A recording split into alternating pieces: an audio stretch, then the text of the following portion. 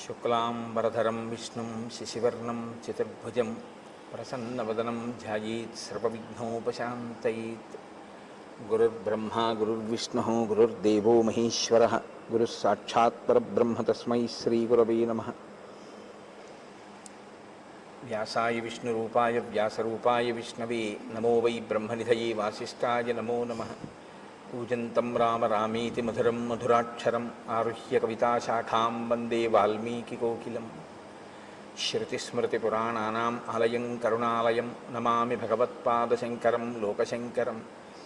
వాగర్ధావివ సంపృక్తౌ వాగర్ధప్రతిపత్తయే జగతః పితరౌ వందే పార్వతీపరమేశ్వరౌ. సూక్తిం సమగ్రయతున స్వయమేవ లక్ష్మీః శ్రీరంగరాజమహిషీ మధురైఃకటాక్షైః. వైదగ్ధ్యవర్ణగుణగుంభనగౌరవైర్యాం కండూలకర్ణకుహరాः కవయోధయంతి. హైమోర్ధ్వపుండ్రమజహన్మకుటం సునాసం మందస్మితం మకరకుండలచారుకండం బింబాధరం బహుళదీర్ఘకృపాకటాక్షం శ్రీవేంకటేశముఖమాత్మని సన్నిధత్తాం. మనోజవం మరుతతుల్యవేగం జితేంద్రియం బుద్ధిమతాం వరిష్టం వాతాత్మజం వనరయూధముఖ్యం శ్రీరామదూతం శిరసా నమామి. ఆపదామపహర్తారం దాతారం సర్వసంపదాం లోకాభిరామం శ్రీరామం భూయో భూయో నమామ్యహం. శ్రీరామచంద్రం శ్రితపారిజాతం సీతాముఖాంబోరుహచించరీకः సమస్తకల్యాణగుణాభిరామः నిరంతరం మంగళమాతనోతు. సింధూరారుణవిగ్రహాం త్రినయనాం మాణిక్యమౌళిస్ఫురత్తారానాయకశేఖరాం స్మితముఖీం ఆపీనవక్షౌరుహాం పాణిభ్యాం అళిపూర్ణరత్నచషకం రక్తోత్పలం బిభ్రతీం సౌమ్యాం రత్నఘటస్థరక్తచరణాం ధ్యాయేత్ పరేదంబికాం. హరి ఓం. పరమేశ్వర స్వరూపైన సభకి నమస్కారం.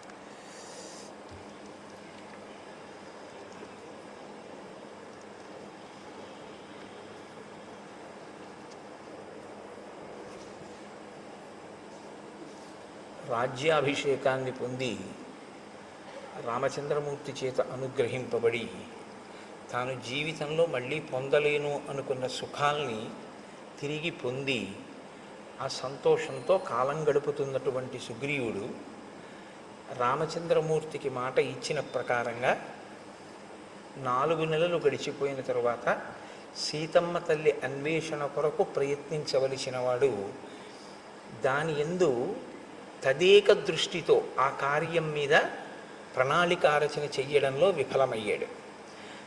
ఈలోగా శరదృతువు వచ్చేసింది. సమృద్ధార్థంచ సుగ్రీవం మందధర్మార్థ సంగ్రహం అత్యర్థం అసతాం మార్గం ఏకాంతగతమానసం.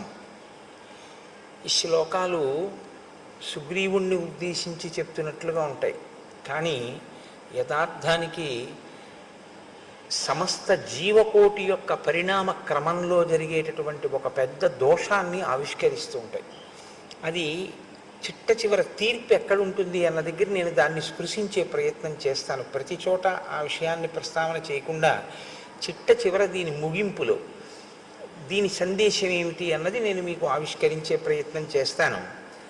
మహర్షి అంటారు, పొందవలసినటువంటి రాజ్యాన్ని పొందినటువంటి వాడై ధర్మము అర్థము ఈ రెండిటినీ పట్టుకోవడంలో విఫలమై ధర్మార్థములను పరిత్యజించినటువంటి వాడై నిరంతరము ఏకాంతమైనటువంటి సుఖమును కోరుకుంటున్నవాడై, అనగా స్త్రీ సంబంధమైన కామోపభోగమునందు అనురక్తిలో తలమునకలవుతూ, అసతాం మార్గం అంటే సత్పురుషులు అనుసరించినటువంటి మార్గమునందు సుగ్రీవుడు ఉన్నాడు.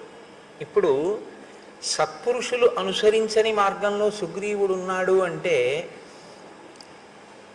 ఆయన ధర్మమునందు వైక్లభ్యం లేదు. ఆయన ఏదో వాలి చేసిన పొరపాటు లాంటి పొరపాట్లు చేశాడు అని కాదు, కానీ పురుషార్థములను సమన్వయం చేసుకోవడంలో పొరపాటు పడ్డాడు. సరే, మీరు వింటారు కదా దాని ఎందుకు మహర్షి అలా మాట్లాడతారు అన్నదాన్ని మీరు గమనిద్దురు. కానీ నిర్వృత్త కార్యం సిద్ధార్థం ప్రమదాభిరతం సదా ప్రాప్తవంతం అభిప్రేతాన్ సర్వానేవ మనోరథాన్. ఆయన నిరంతరము కూడా భార్యల యందు అనురక్తి కలిగినటువంటి వాడై సిద్ధార్థం, ఏది తాను పొందాలనుకున్నాడో దాన్ని పొందడం చేత కలిగినటువంటి అతిశయము వలన, ఆ మీదుమిక్కిలిగా ఉన్నటువంటి ఆ సంతోషము చేత అతను ఇతర విషయములన్నింటినీ కూడా విడిచిపెట్టేశాడు. స్వాంచ పత్నీం అభిప్రేతాం తారాంచాపి సమీప్సితాం విహరంతం అహోరాత్రం కృతార్థం విగతజ్వరం. ఆయన తన భార్య అయినటువంటి రుమని పొందాలి అని చాలా కాలంగా అపేక్షిస్తున్నాడు. ఇవాళ వాలి వధ తర్వాత తన భార్యని తాను పొందగలిగాడు. ఇప్పుడు రుమతో పాటుగా వాలి భార్య అయినటువంటి తార కూడా సుగ్రీవుణ్ణే ఆశ్రయించి సుగ్రీవుడి భార్యగా ఆమె మసలుతోంది. నేను మీతో మనవి చేశాను ఈ విషయం.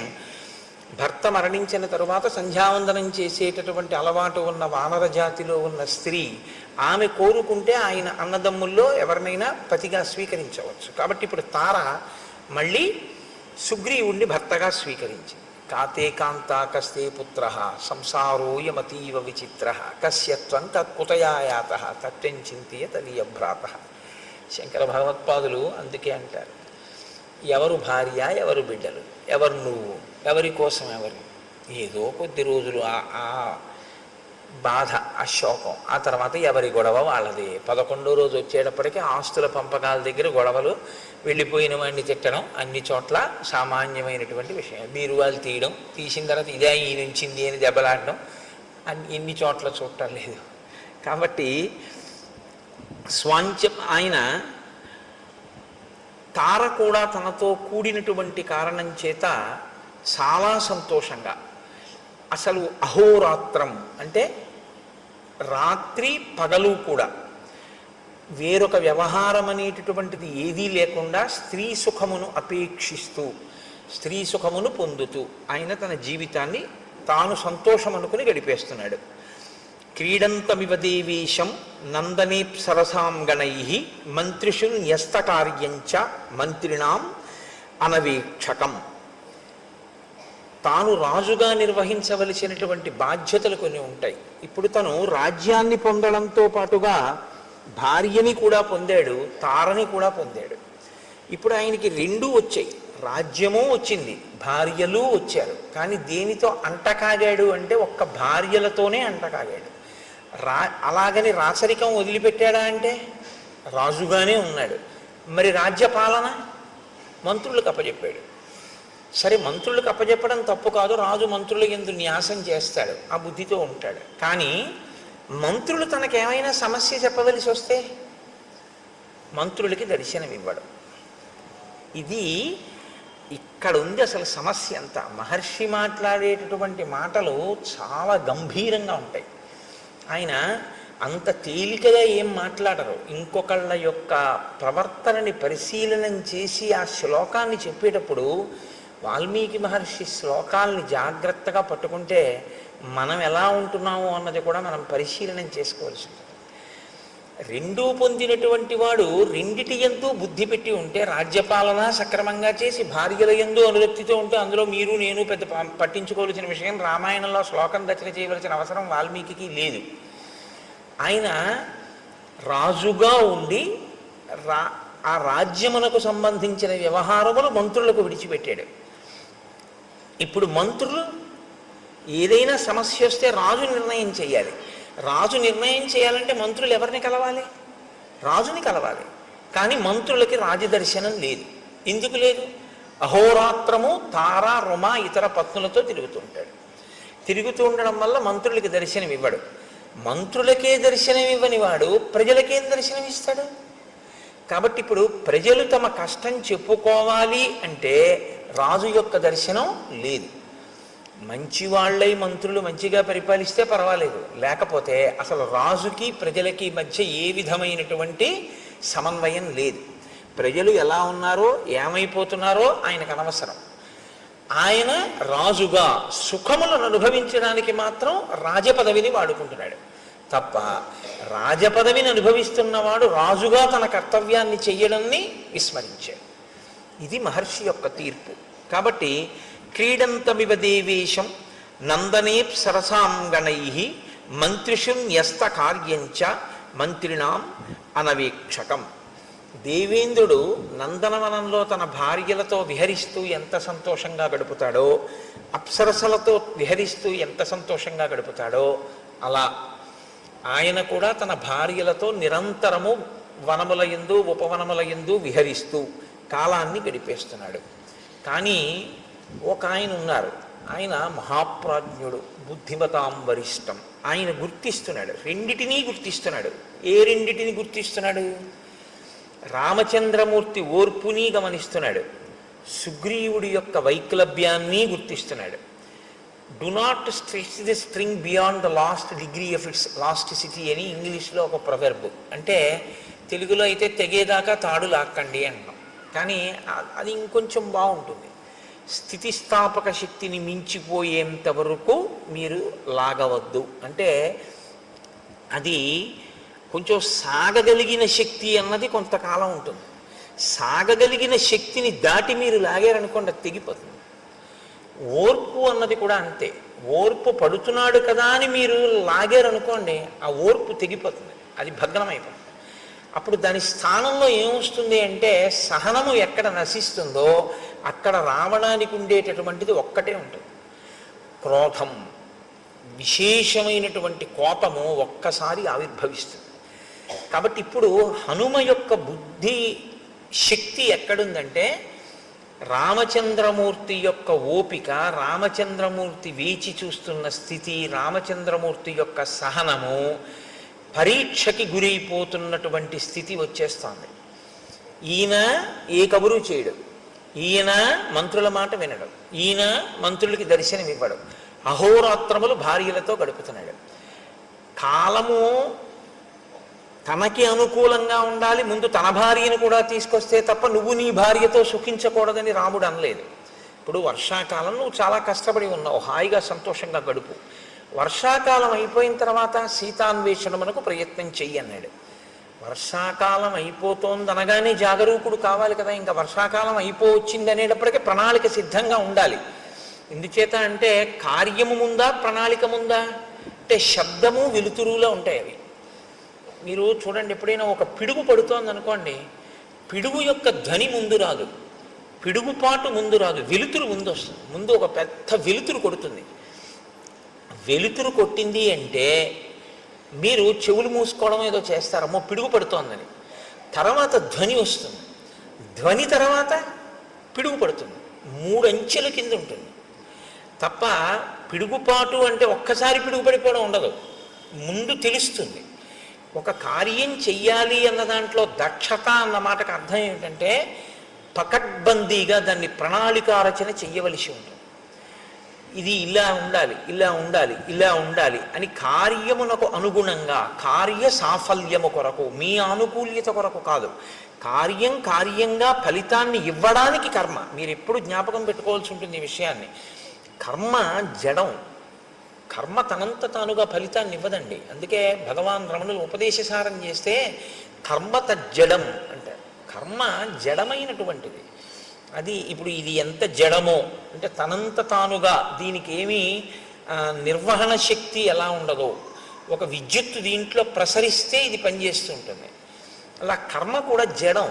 మీరు ఒక కర్మ చేశారనుకోండి, దాని వలన ఫలితం వస్తుందా అని నన్ను అడిగితే నేనేం చెప్పవలసి ఉంటుందంటే రాదు అని చెప్పడమే న్యాయమై ఉంటుంది. అదే న్యాయమైనటువంటి జవాబు. ఎందుకంటే నేను అభిషేకం చేశాను, నాకు ఫలితం వస్తుందా అని మీరు అడిగారు అనుకోండి, మీ మనసు అక్కడ పెట్టారా అని అడగవలసి ఉంటుంది. మీరు కేవలంగా ఓ నీళ్లు పోయడమో ఓ పాలు పోయడమో చేసినంత మాత్రం చేత మీకు దాని వలన ఫలితం ఏం వచ్చేది. కానీ ఏదో హీనపక్షంలో మీరు ఒక కార్యం చేశారు కాబట్టి, ఏదో అభిషేకం చేశాననేటటువంటి నటన యందు కూర్చున్నాడు కాబట్టి ఏదో కొంత ప్రయోజనం సిద్ధించవచ్చు. కానీ అభిషేక ప్రయోజనం ఎప్పుడు సిద్ధిస్తుందంటే, మీరు భక్తితో మీ మనస్సుని అక్కడ పెట్టినప్పుడు.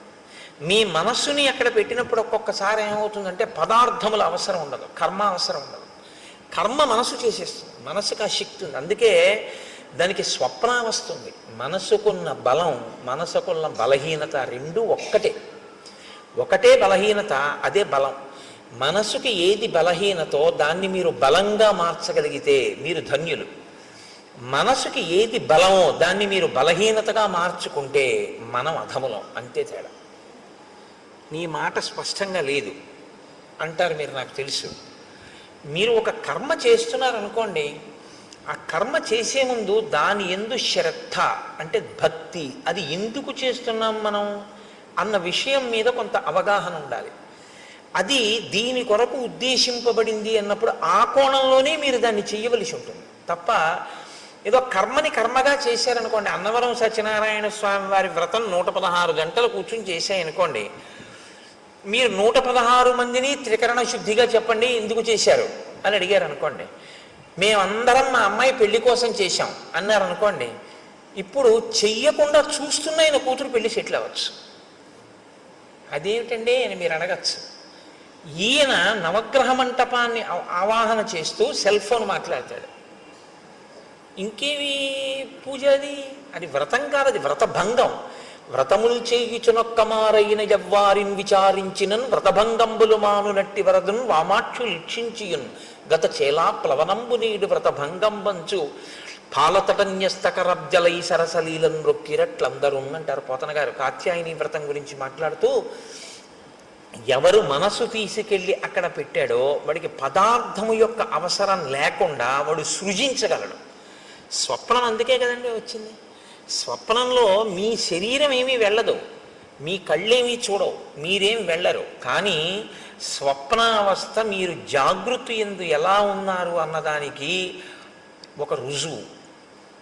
మీరు నిజంగా జాగృతులు అంటే మీ ఇంద్రియములు తెలివిగా ఉండగా, మీ ఇంద్రియములన్నీ ఆ వస్తువునే పట్టుకుని ఉంటే మనసు ఏం చేస్తుందో తెలుసా అండి? మీరు నిద్రపోయినప్పుడు మీ ఇంద్రియాలు ఏం పట్టుకున్నాయో దాన్నే మీకు చూపిస్తుంది, ఇంకొక దాన్ని చూపించదు. నేను రామాయణం మీద తదేక దృష్టితో ఉండి రామాయణం చెప్తున్నాను అనుకోండి, నాకు రాత్రి కళ ఏం రావాలంటే సీతారాముల యొక్క పాదార్చన నేను చేస్తున్నట్టు కళ వస్తే నేను చెప్పిన రామాయణానికి నేను సిద్ధి పొందుతున్నాను అని గుర్తు. ఎందుకని? నాకు నిజంగా రామాయణం చెప్పేటప్పుడు ఆ సీతారాముల మీద అంత భక్తి విశ్వాసాలతో నా మనసు పొంగిపోయినది నిజమైతే, నేను రామాయణం చదువుకునేటప్పుడు అంత భక్తితో అంత ప్రీతితో నేను చదువుకుని నాకు ఎప్పుడూ ఆ రాముడే ఆ సీతమ్మే జ్ఞాపకానికి వస్తే నా కలలో మనసు ఏం చేస్తుందంటే, ఈ కన్ను చూడనిది, ఈ చెవి విననిది, ఈ చెయ్యి ముట్టుకోవడానికి పక్కన లేని తులసి దళాల్ని తీసుకొచ్చి సీతారాముల పాదములను రాత్రి నా కన్నుల ముందుంచుతుంది. కదలని ఈ చెయ్యి కదిలి, కదలని అంటే బాహ్యంలో కదలని చెయ్యి ఆంతరమునందు కదిలి అక్కడ లేని తులసి దళాల్ని తీసి ఆయన పాదముల మీద వేస్తుంది. అలా వేసింది అంటే ఖచ్చితంగా నువ్వు రామానుగ్రహాన్ని పొందుతున్నావు అని గుర్తు. ఎప్పుడు పొందింది అలాగా? ఒక కళ నువ్వు రా, నాకు సీతారాముల కళ్ళలోకి రావాలి, నేను కళ్ళలో సీతారాముల పాదాల మీద తులసి దళాలు వెయ్యాలని మీరు సంకల్పం చేసి పడుకోండి, వస్తుందేమో? రాదు. మీరు దేన్ని చూశారో ఎక్కువ మీ బుద్ధి దేని మీద ఉందో దాన్ని పట్టుకుంటుంది మనసు. పట్టుకుని దాన్ని సృష్టిస్తుంది, కల్లో సృష్టించి తీసుకొస్తుంది. ఆ తీసుకురావడం కూడా ఎలా తీసుకొస్తుందో తెలుసా అండి? మనసుకున్న చాలా గొప్ప బలం అదే. క్షేత్రాన్ని సృష్టించేస్తుంది. మీరు క్షేత్రానికి వెళ్ళక్కర్లేదు, క్షేత్రాన్ని మీలోకి తెస్తుంది. జాగృతిలో మీరు క్షేత్రంలోకి ఎడతారు. మీరు బాగా పట్టుకోవాలి అంటే, ఇప్పుడు నేను జాగృతిలో ఉన్నాను అనుకోండి, నేను లేచి ఉన్నాను అంటే నా ఇంద్రియములు లేచి ఉన్నాయి, నా కళ్ళు చూస్తున్నాయి, నా చెవులు వింటున్నాయి, నా స్పర్శ తెలుస్తోంది. దీన్ని జాగృతి అంటారు. జాగృతిలో నేను అంటే ఇంద్రియములతో శరీరముతో క్షేత్రంలోకి ఎడతాను. మీకు ఉదాహరణ చెప్పాలంటే, ఇవాళ సోమవారం కదండి, ఇప్పుడు నేను ఇవాళ సాయంకాలం సోమవారం కాళహస్తి వెళ్దాం అనుకున్నాను అనుకోండి, కాళహస్తి క్షేత్రంలోకి నేను నా శరీరంతో ఇంద్రియాలతోటి పెడతాను. స్నానం చేసి ఏదో పంచ కట్టుకుని గుళ్ళోకి పెడతాను, మారేడు దళాలు అట్టుకుని వెళ్ళి నా మనసు మగ్నమైపోయింది అనుకోండి. మనసు యొక్క శక్తి ఏమిటో తెలుసా అండి? శ్రీకాళహస్తిని మీలోకి తీసుకొస్తుంది. మీరు శ్రీకాళహస్తిలోకి వెళ్ళడం జాగృతిలో, శ్రీకాళహస్తి మీలోకి రావడం స్వప్నంలో. దేని శక్తి చేత? మనస్సు యొక్క శక్తి చేత. మీరు ఇలా దేవాలయంలోకి వెళ్ళి ఎడం పక్కకి తిరిగి ఆ పెద్ద గణపతి మూర్తిని చూసి ఇలా 2 శూలాలు పెట్టినటువంటి చెంగల్వరాయ సన్నిధి అని ఆ సుబ్రహ్మణ్యుణ్ణి చూసి మెట్లు దిగి ఎడంచేతి పక్కన ఉన్నటువంటి దేవతామూర్తుల్ని చూస్తూ కుడిపక్కకి తిరిగి లోపలికెళ్ళి నవగ్రహ కవచం కట్టుకున్నటువంటి చతురస్రాకారపు పొడుగ్గా ఉన్నటువంటి పెద్ద శివలింగం పక్కన ప్రమిదిలో వెలుగుతున్నటువంటి దీపం గాలికి ఇలా కొట్టుకుంటుంటే అదే వాయులింగం అనుకుని అంతరాలయంలోకి వెళ్ళి చూస్తే గోడలో మహానుభావుడు ఆ భక్త కన్నప్ప ఉంటే, ఆహా కన్నప్ప నీ అదృష్టం కదయ్యా, నీ భక్తి ఇక్కడికి చేరావనుకుని మీరు మారేడు దళాలు పుచ్చుకొని దేవాలయం వెనక్కి తిరిగితే వెనక గోడ మీద ఆవిర్భావలింగం ఉంటుంది. అంటే శివలింగం ఉండి శివలింగం ఇలా కోసినట్టుగా ఉండి అందులోంచి శివుడు కనపడతాడు, తల కనపడదు, పాదాలు కనపడవు. అంటే ఏ పరమాత్మ యొక్క కింది భాగాన్ని పై భాగాన్ని నువ్వు తెలుసుకోలేవో, అనంతమై ఉన్నాడో, అనంతమైనటువంటి పరమాత్మ చేత పరివ్యాప్తమైన లింగస్వరూపమై బ్రహ్మాండమంతా ఉంది అని తెలుసుకోదగినటువంటి ఆవిర్భావలింగాన్ని దేవాలయం వెనకాతల చూసి మీరు వెళ్ళేటప్పుడు ఆ కుడి చేతి పక్కన మొదట ప్రదక్షిణ మార్గంలోనే ఆ దుర్గమ్మ తల్లిని చూసి వెనక ఆవిర్భావలింగం, మళ్ళీ కుడిపక్కకి తిరిగితే మీ కుడి చేతి వైపు కోష్ట గణపతి, మీరు అలా తిరిగి వచ్చి మళ్ళీ శివలింగాన్ని చూసి అలా బయటికి వెళ్ళి కుడి చేతి పక్కకి తిరిగి నడుస్తుంటే వేదిక మీద నల్లటి గుడ్డలు దీపాలు వెలిగించి పట్టుకెళ్ళి అక్కడ పెట్టేటటువంటి శనీశ్వరమూర్తి దగ్గర నుంచి వెంకటేశ్వరుడు, కనకదుర్గమ్మ వారు, మళ్ళీ మీరు ఇలా కుడిపక్కకి తిరిగితే అరుగు మీద 63 మంది నాయనార్లు, నాయనార్లను దాటిన తర్వాత ఎడం పక్కన మార్కండేయలింగం, మార్కండేయలింగం దాటి మీరు కొంచెం ముందుకెళ్ళి కుడిపక్కకి తిరిగితే ఓ చిన్న గుడిలా ఉండి అందులో ఓ శివలింగం, మీకు అనురక్తి ఉంటే కాసిన తుమ్మిపూలు మారేడు దళాలు పట్టుకెడితే మీ చేత్తో మీరు మార్కండేయలింగం మీద శివలింగం మీద మీరు పూజ చేసుకోవచ్చు. శ్రీకాళహస్తిలో మీరు అక్కడ మెట్లు దిగి ఇలా కిందకి ఎదురుగుండా చూస్తే నిలబడి ఉన్నటువంటి జ్ఞానప్రసూనాంబ, పెద్ద కిరీటం, అమ్మవారి కిరీటంలో ఉన్నటువంటి పెద్ద మణి, ఆ తల్లి యొక్క స్వరూపం, ఆవిడ కట్టుకున్న చీర, ఇంత పెద్ద కుంకం చాలలు బొట్టు పెట్టుకున్నటువంటి వృద్ధ అర్చకుడు, ఆయన తీసుకెళ్ళి అమ్మవారికి కుంకుమార్చన చేసి ఉండడం వల్ల ఆయన అరికాళ్ళు కూడా ఎర్రపడిపోయి అంచులు కూడా కుంకంతో ఎర్రబడి, ఆయన కూర్చున్నప్పుడు పృష్ఠభాగం పంచ ఉత్తరీయం కూడా కుంకం అంటుకుపోయి, ఆయన అరిచేతులన్నీ కుంకంతో ఉండి ఆయన నీరాజనం తీసుకొచ్చి మీకు ఇస్తే మీరు నీరాజనం తీసుకుని పువ్వులు తీసుకొని అమ్మవారి ఆలయానికి ఇలా ప్రదక్షిణం చేసి బయటికి వస్తూ ఉంటే అభిషేకం టిక్కెట్ ఉన్న వాళ్ళకి ఉత్తరీయాలు వేస్తున్నటువంటి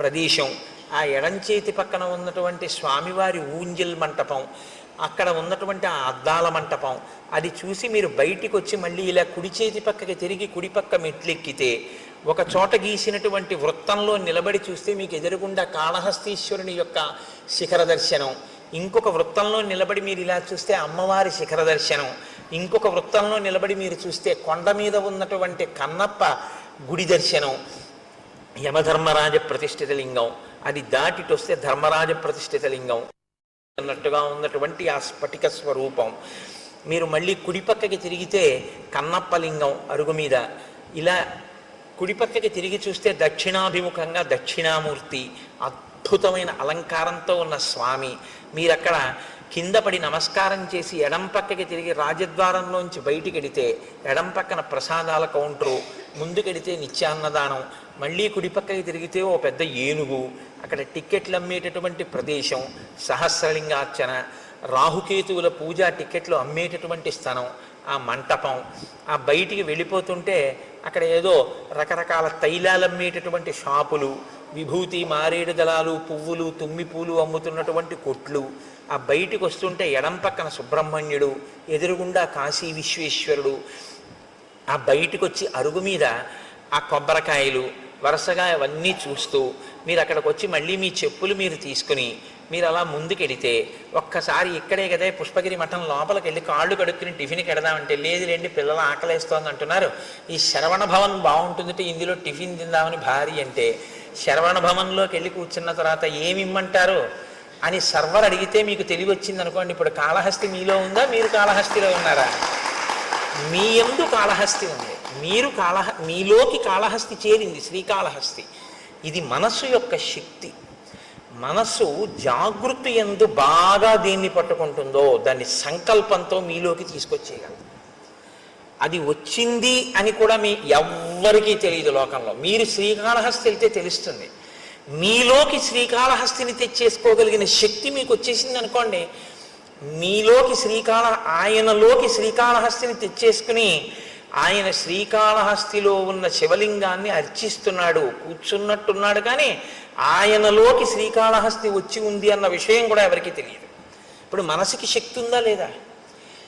మనసు యొక్క బలం ఇదే, బలహీనత ఇదే. మీరు దాన్ని బాగా శిక్షణ ఇస్తే దేన్నైనా మీలోకి తెస్తుంది. మీరు ఏ శిక్షణ ఇవ్వకపోతే దాని ఇష్టం వచ్చి నువ్వు పట్టుకున్న తిరిగి అవన్నీ తీసుకొచ్చి మీలో పెడుతుంది. అదే బలహీనత. దాన్ని మీరు మార్చగలిగితే అదే దాని బలం. ఇప్పుడు నేను అన్న మాట మీరు బాగా పట్టుకున్నారు అనుకుంటున్నాను. మీరు వాడుకోవడంలో ఉంటుంది ఆ సాధనాన్ని. ఈశ్వరుడు ఈ మనస్సును అందరికీ ఇచ్చాడు. దీన్ని మీరు వాడారా మీలోనే బ్రహ్మాండములన్నీ ఉంటాయి. మీరు ఎక్కడికి వెళ్ళక్కర్లేదు.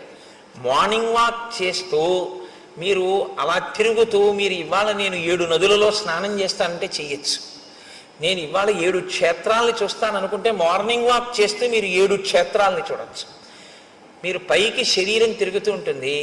మీరు శృంగేరి వెళ్ళిపోయి శృంగగిరిలో ఉన్నటువంటి శారదాంబ దేవాలయాన్ని, ఆ విద్యాశంకరుల దేవాలయాన్ని, తుంగా నదిని, కప్పకి నీడపట్టిన పాము స్నానం, చేపలు మరమరాలు వేసినట్టు మీరు స్నానం చేసి మీరు ఆ వారధి దాటి ఆ పాములుంటాయి జాగ్రత్త అని బోర్డులో ఉన్న వనంలోంచి వెళ్ళి ఎదురుగుండా చంద్రశేఖర భారతీ స్వామి మొదలైన మహాపురుషుల యొక్క సన్నిధానాలు చూస్తూ ఎడం పక్కకి తిరిగి పూర్వం ఉన్నటువంటి గురువులందరూ కూడా అక్కడ ఉండే అభిషేకాలు కూడా చేస్తే ఇరుగ్గా ఉన్నటువంటి ప్రాంగణంతో కూడుకున్న గురునివాస్ని, ఆ పక్కన ఉన్న విశాలమైన భవంతిని, అందులో ఉన్న పెద్ద హాల్ని, అక్కడ పెట్టినటువంటి శంకరాచార్యుల వారిని, స్వామివారికి బహూకరింపబడిన పెద్ద తంజావూరు వీణ, వాటినన్నింటినీ మీరు చూస్తూ శంకర భగవత్పాదులు, వారి శిష్యులు, ఆ గోడలు, వేదిక, తెర తీసేటప్పటికి వచ్చి కూర్చున్న భారతీ తీర్థస్వామి,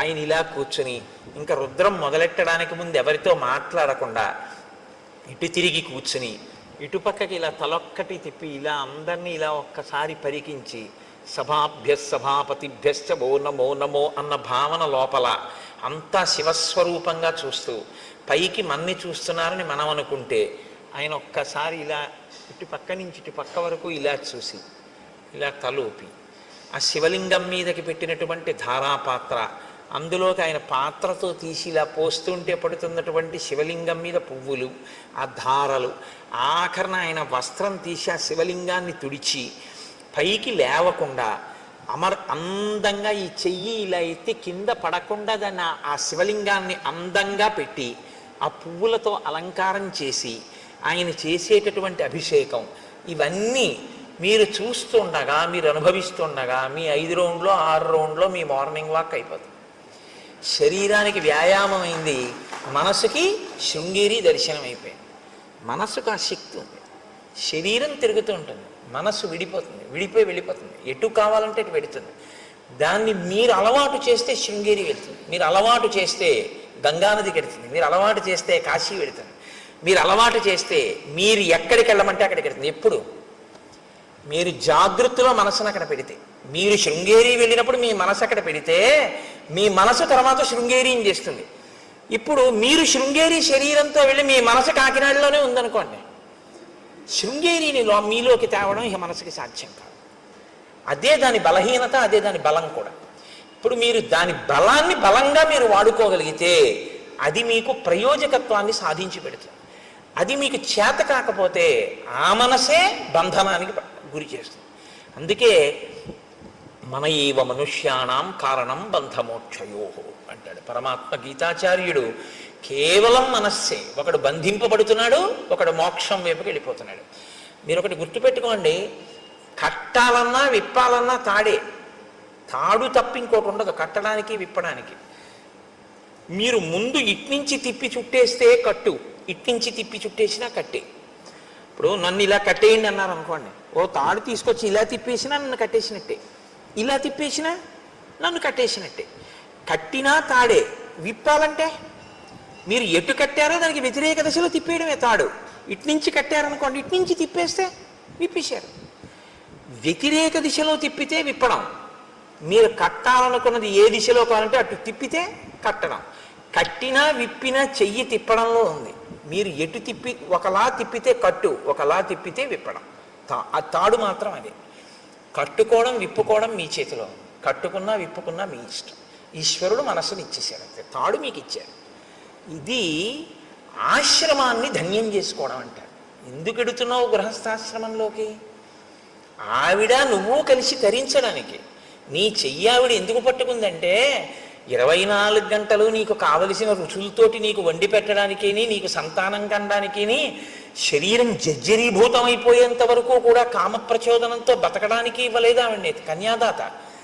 ఆవిడ్ని నీ పక్కన ధర్మపత్నిగా పెట్టుకుని నువ్వు పుణ్యకర్మలు చేసి నీ పుణ్యంలో సగభాగం ఆవిడికిచ్చి ఆవిడ్ని ఉద్ధరిస్తావన్న ఉద్దేశ్యంతో ఆవిడ్ని ఇచ్చాడు. నువ్వు స్వీకరించింది ధర్మపత్నిగా, కేవలం కామపత్నిగా నువ్వు అనుభవిస్తానంటే నీ కర్మ అంతే. ఎవరు జోక్యం ఏం చేసుకోరు అందులో.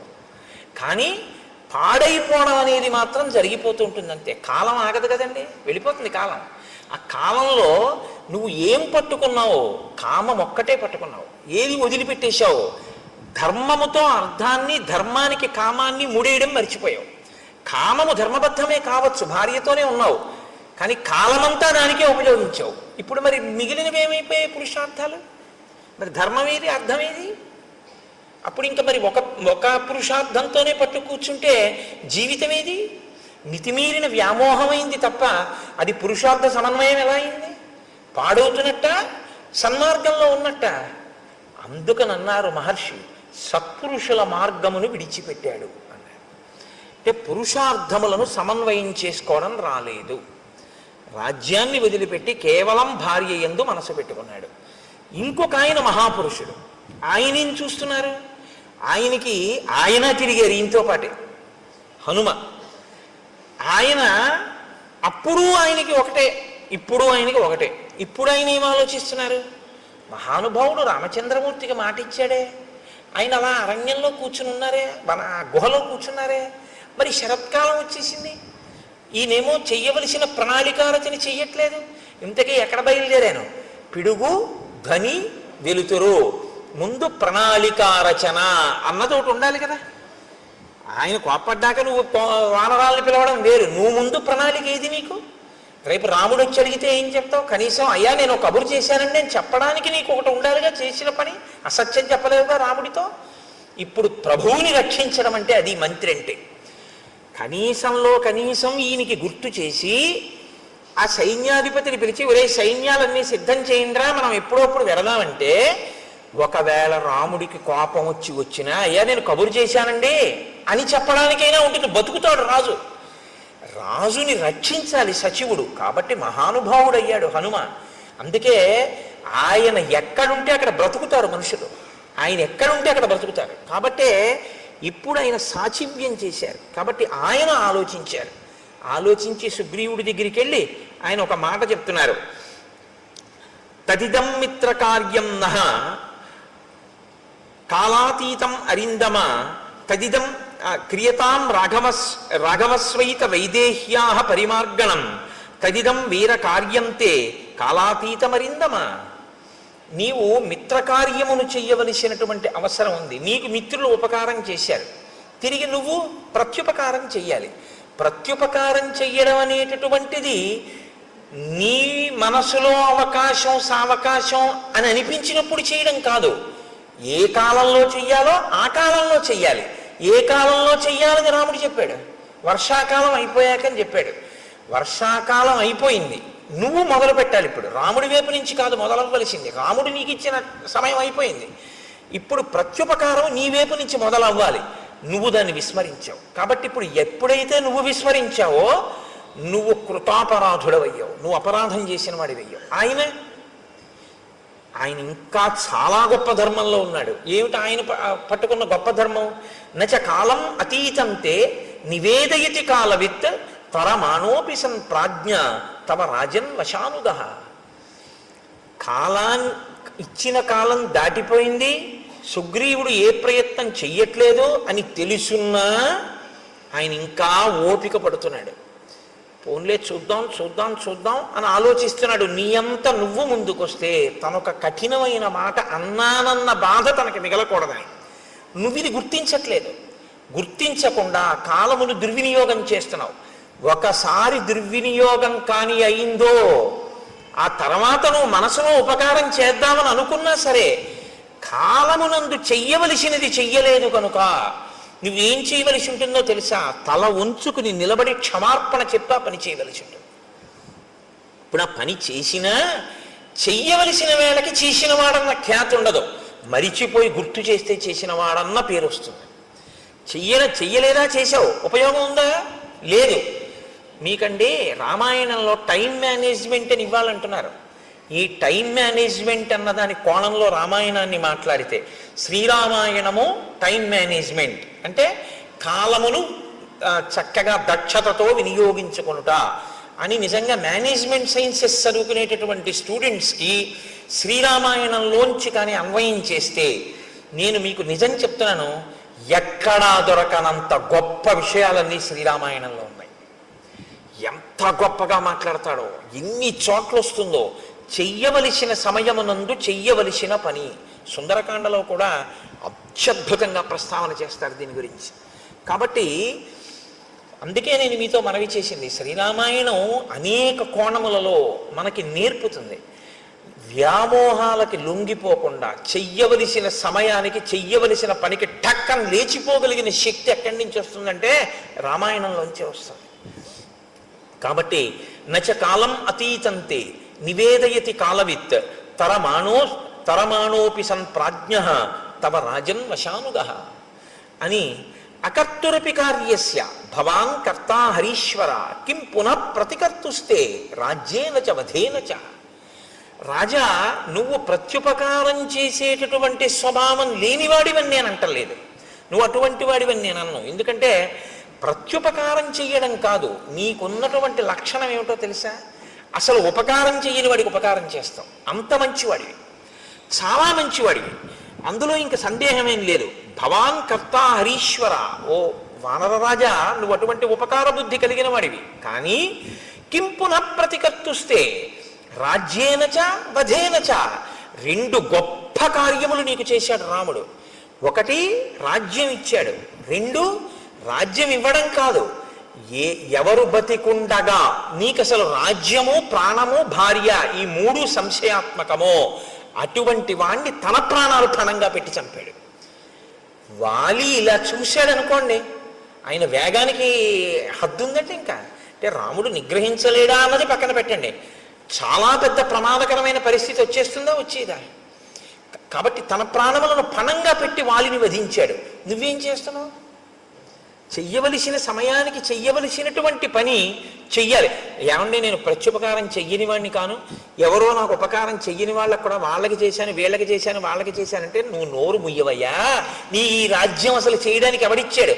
ఆయనకి చెయ్యని దానికి మిగిలిన వాళ్ళకి చేస్తే ఎంత, చేయకపోతే ఎంత, అసలుది చేశావా అని అడుగుతారు. ఏది ముఖ్యమో అది వదిలిపెట్టావు, ఏవి చిన్న చిన్నవి చేసినా చేయకపోయినా పర్వాలేదో అవి చేస్తున్నావు. ఏమిటి ఉపయోగం?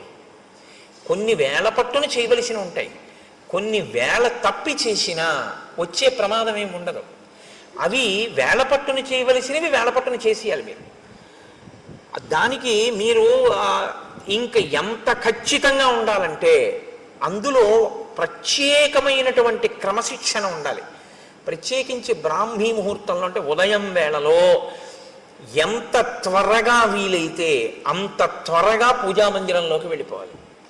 పూజామందిరంలోకి వెళ్ళడానికి తను దానికి సిద్ధపడడానికి మధ్యలోకి ఎంతో అవసరమైతే తప్ప, అసలు తప్పించడానికి కుదరకపోతే తప్ప మీరు ఎట్టి పరిస్థితుల్లోనూ ఏ కార్యాన్ని దాని మధ్యలోకి రావడాన్ని మీరు అనుమతించకూడదు. ఉదయం లేవడము అంటే దేని కొరకు? పూజామందిరంలోకి వెళ్ళిపోవడం కొరకే. దానికి దీనికి మధ్యలోకి ఏదీ రావడానికి వీల్లేదు. అది భక్తిరస సంబంధమైన టీవీలో కార్యక్రమమే కావచ్చు, రావడానికి వీల్లేదు. మీ కాయిక కైంకర్యం ఏమైపోయింది మీ సింహాసనం దగ్గర? మీరు మీ సింహాసనాన్ని అర్చించద్దు, మీరు వెళ్ళిపోవాలంతే పూజామందిరంలోకి. ఏవో కొన్ని ఉంటాయి శరీరమాధ్యంకులకి ధర్మ సాధనం. ఒక్కొక్కడికి వ్యాయామం చేయకపోతే ఇబ్బంది, తప్పదు, వెళ్ళాలి. వాడి కర్మ, వాడికి భక్తి ఉన్నా వెళ్ళాలి. కానీ నేను మీతో మనవి చేసేది అదే, అప్పుడు కూడా మీరు మానసికం చేసేయచ్చు. ఇతరుల దృష్టిలో మీరు వాకింగ్కి వెళ్ళినట్టు ఉండొచ్చు, కానీ మీరు దాన్ని ఈశ్వరారాధనగా మార్చుకోవచ్చు. మీరు బెంగ పెట్టుకోక్కర్లేదు, అయ్యో నేను చేయలేకపోతున్నానని అనుకోక్కర్లేదు. ఆ ఆర్తిని ఈశ్వర పూజగా మలుచుకుని శరీరంతో వ్యాయామం చేసి రాగానే మీరు వెళ్ళిపోవాలంతే పూజామందిరంలోకి. తప్ప ఇక దాని మధ్యలోకి ఇంకోటి వచ్చేసింది అంటే మీ శ్రద్ధ నశించిపోయింది అని గుర్తు. ఇదే రావణాసురుడి విషయంలో సీతమ్మ అంటుంది, సన్నామివ మహాకీర్తిం శ్రద్ధామివ విమానితాం పూజామివ పరీక్షీణాం ఆశాం ప్రతిహతామివ. ఉపాసన రహస్యాలు చెప్పింది కాబట్టి సుందరకాండే. శ్రీరామాయణంలో అది ఇంకా జీవధార. సుందరకాండ వచ్చేస్తోందిగా ఇంకెంత 2-3 రోజులు. కాబట్టి హనుమ మాట్లాడడం అంటేనండి శ్రీరామాయణంలో అలా ఉంటుంది. ఆయన మహానుభావుడు. ఆయన ఎక్కడైనా మాట్లాడితే మీరు చాలా జాగ్రత్తగా దృష్టి పెట్టి ఆ విషయాన్ని జాగ్రత్తగా చదవవలసి ఉంటుంది. చదివి ఇది నా జీవితంలో అన్వయం చేసుకునేటప్పుడు ఎక్కడొస్తోంది పొరపాటు, దీన్ని నేను ఎక్కడ దిద్దుకోవలసి ఉంటుంది అన్నది మీరు ఆలోచించుకుని మీరు వెంటనే మీ జీవితంలోకి సమన్వయం చేసుకోవడంలో కృతకృత్యులు కావాలి. అప్పుడు రామాయణం మీకు ఉపయుక్తం అవుతుంది. కాబట్టి రాజా నువ్వు తొందరపడవలసి ఉంటుంది. ఉండి వెంటనే రాముడికి ప్రత్యుపకారం చెయ్యి. ఇప్పుడు హనుమ చెప్పిన మాట అంటే వింటాడు. వినడం సుగ్రీవుడి లక్షణం, వినకపోవడం రావణాసురుడి లక్షణం. తప్పు చేయడం తప్పు కాదు, వినగలిగినటువంటి ప్రజ్ఞ ఉంటే బయటికి వస్తాడు, పర్వాలేదు. కాబట్టి ఇప్పుడు ఆయన వెంటనే నీలుణ్ణి పిలిచాడు. పిలిచి సంధిదేశాతిమతిమాన్ నీలం నిత్య కృతోద్యమం దిక్షు సర్వాసు సర్వేషాం సైన్యానాం ఉపసంగ్రహే. అన్ని దిక్కుల నుండి వానరములన్నిటినీ కూడా పిలిపించి సిద్ధంగా ఉంచు, మనం రామకార్యం మీద వెడదాం. ఇదొక్కటి చెప్పి మళ్ళీ మర్చిపోయాడు. అంతే. మళ్ళీ మధుసేవనం, మళ్ళీ భార్యలతో రమించడం, అందులో పడిపోయాడు. కానీ ఈ మాట సుగ్రీవుణ్ణి బతికించేసింది. అది ప్రభువుని బతికించడం అంటే. ఈ ఒక్క మాట చెప్పి ఉండకపోతే నిజంగా సుగ్రీవుడు చెప్పుకోవడానికి ఏమీ లేదు లక్ష్మణుడితోటి రాముడితోటి. ఇది నీలుడికి చెప్పాడు కాబట్టి బతికిపోయాడు సుగ్రీవుడు. ప్రాణభిక్ష పెట్టారండి హనుమ. సచివుడు మంత్రి అంటే అర్థం ఏమిటంటే నిర్మోహమాటంగా తన మీద పరిపాలన చేసేటటువంటి ప్రభువు యొక్క హితాన్ని ప్రజాహితాన్ని కోరి అందులో ఏ మొహమాటం లేకుండా సలహా చెప్పగలిగినటువంటి ప్రజ్ఞ ప్రకాశించిన వాడిని మంత్రి అని పిలుస్తారు. అలా ఉండాలి సచివుడు అంటే. కాబట్టి హనుమ వెళ్ళి అంత ధైర్యంగా సుగ్రీవుడితో మాట్లాడారు. నీలుణ్ణి పిలిచి ఆదేశం ఇచ్చాడు. ఇచ్చిన తరువాత ఆ నీలుడు బయలుదేరాడు అని మనం అనుకోవలసి ఉంటుంది. ఇప్పుడు హనుమ ఏది ఊహించారో అది నిజమవుతుంది. మహాత్ముల ఊహలు ఎందుకు పోతాయండి? ఉత్తినే పోవు. శరత్కాలం వచ్చేసింది.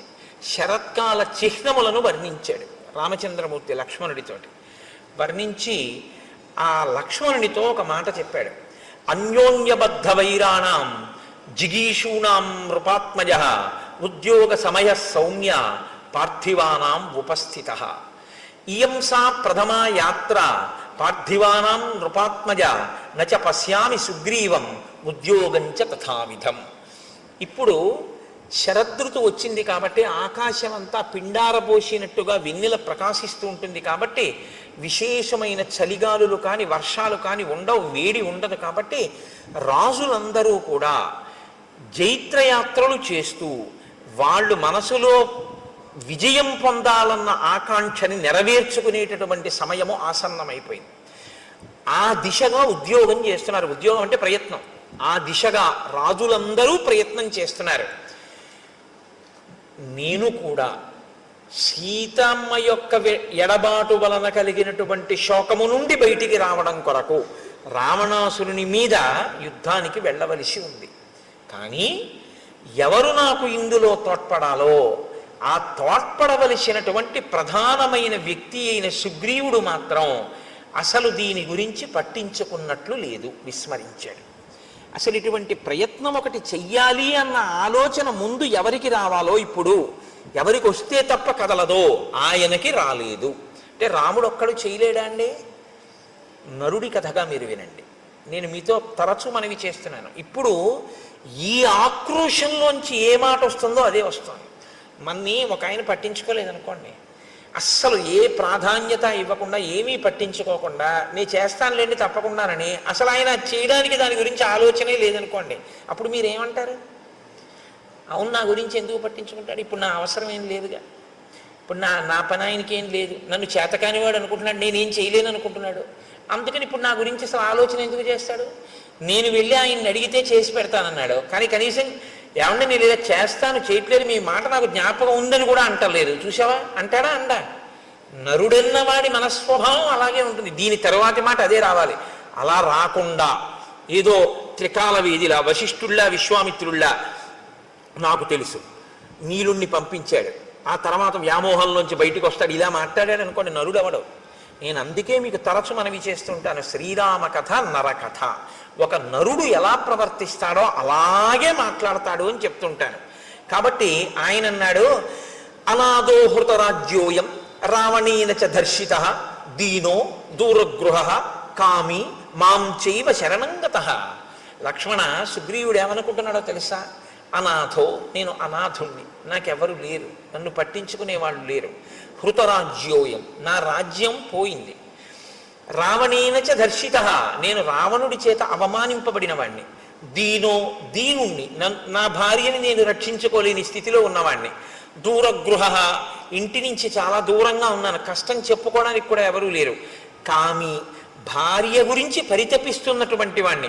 మాం చైవ శరణంగత, నేను ఆ సుగ్రీవుణ్ణి శరణాగతి చేసి ఉన్నవాణ్ణి. కాబట్టి ఇప్పుడు ఆయన అనుగ్రహాన్ని బట్టిన జీవితం తప్ప నా గురించి ఆయన పట్టించుకోవాలని ఎక్కడుంది లక్ష్మణ? ఈ మాట లక్ష్మణుడికి కోపం తెప్పిస్తుందా తెప్పించదా? అన్నయ్య ఏడిస్తే చూడలేని స్వభావం అనుకోండి. ఒక ఆయనకి రక్తం చూస్తే కళ్ళు తిరిగి పడిపోతాడు. ఆయన్ని తీసుకెళ్ళి మీరు నా గోరు చుట్టూ ఆపరేషన్ చేసేటప్పుడు నువ్వు నా చెయ్యట్టుకో అంటే మీరు బాగానే ఉంటారు. ఆయన్ని తర్వాత మీరు సోడా క్యారేజ్ ఆయనకి తేవాలి కదా. ఆయన రక్తం చూస్తే తట్టుకోలేడు అన్నప్పుడు మీరు ఆయన్ని తీసుకెళ్ళకూడదు మీ గోరు చుట్టూ ఆపరేషన్ చేయించుకోవడానికి కదండి. అంతేకాని మరి లక్ష్మణుడు రాముడి ఖేదాన్ని చూడలేడని రాముడికి తెలుసు, మరి ఎందుకు మాట్లాడుతున్నాడు అంటే ఒక్కొక్కసారి లోపల ఉన్నటువంటి శోకాన్ని ఆపడాన్ని నిగ్రహించడం ఎవ్వరికైనా సాధ్యం కాని స్థితి వస్తుంది. నరుడంటే అంతే. మనుష్యుడు అన్న మాటకు అర్థం ఏమిటంటే నిగ్రహించలేనంత బాధ కలుగుతుంది. అది తన భార్య విషయంలో కలిగితే ధర్మబద్ధం అండి. అది పరకాంత ఎందుకు కలిగితే తప్పు తప్ప తన భార్య ఎందుకు కలిగితే వేళ దాటిపోతోంది, శరదృతువు కూడా వచ్చేసింది, మరి ఆయన బాధపడ్డాడంటే అందులో తప్పే ఉంది. అటువంటప్పుడు నన్ను ఇలా పట్టించుకోలేదని మాట్లాడితే ఎంత సహజంగా పూర్ణమైన నరుడిగానే రాముడు మాట్లాడుతున్నాడు తప్ప ఒక ఈశ్వరుడిగా రాముడు ఎప్పుడూ మాట్లాడలేదు రామాయణంలో. కాబట్టి ఇత్యేతై కారణై సౌమ్య సుగ్రీవస్య దురాత్మన అహం వానరరాజస్య పరిభూత పరంతప. అదిగో ఆ దురాత్ముడైనటువంటి సుగ్రీవుడున్నాడే, నన్ను పట్టించుకోకుండా ఇలా అవమానిస్తున్నాడు. నేను ఈ ఊరు బయట పర్వత గుహలో ఇలా పడున్నాను. తం ప్రవిశ్యచ కిష్కింధాం బ్రూహి వానరపుంగవం మూర్ఖం గ్రామ్య సుఖే సక్తం సుగ్రీవం వచనాన్ మమ. నువ్వు కిష్కింధా నగరంలోకి వెళ్ళు, అంతఃపుర ప్రవేశం చేయి, ఆ సుగ్రీవుడి దగ్గరికి వెళ్ళు. గ్రామ్య సుఖం అంటే కేవలము కామోపభోగమే జీవితానికి ప్రయోజనంగా బతుకుతున్నటువంటి ఆ సుగ్రీవుడి దగ్గరికి వెళ్ళి వచనాన్ మమ, నా మాటగా చెప్పు. అర్ధినాం ఉపపన్నానాం పూర్వంచా వ్యపకారిణాం అశాం సంసృత్య యో హంతి సలోకే పురుషాథమః. మిత్రులైన వారి దగ్గర ఉపకారాన్ని పొంది ప్రత్యుపకారం చేస్తానని మాట ఇచ్చి చెయ్యవలసిన ప్రత్యుపకారాన్ని చెయ్యకుండా వేళ దాటిపోయినా దాని గురించి పట్టించుకొని వాడెవరున్నాడో వాడిని పురుషాధముడు అని లోకం పిలుస్తుంది. శుభం వాయది వా పాపం యోహి వాక్యం ఉదీరితం సత్యేన ప్రతిగృహ్ణాతి సవీర పురుషోత్తమ. ఆ చేసేటటువంటిది పాపమా పుణ్యమా అన్నది కూడా పక్కన పెట్టి మిత్రుడికి ఇచ్చినటువంటి మాటకి కట్టుబడి ఆ కార్యం చెయ్యడానికి ప్రయత్నించేవాడెవడో వాణ్ణి పురుషోత్తముడు అని పిలుస్తారు. కృతార్థాహ్య కృతార్థానాం మిత్రాణం న భవంతి తాన్ మృతానపి క్రవ్యాదాహ కృతఘ్నాన్ నోపభుంజతే.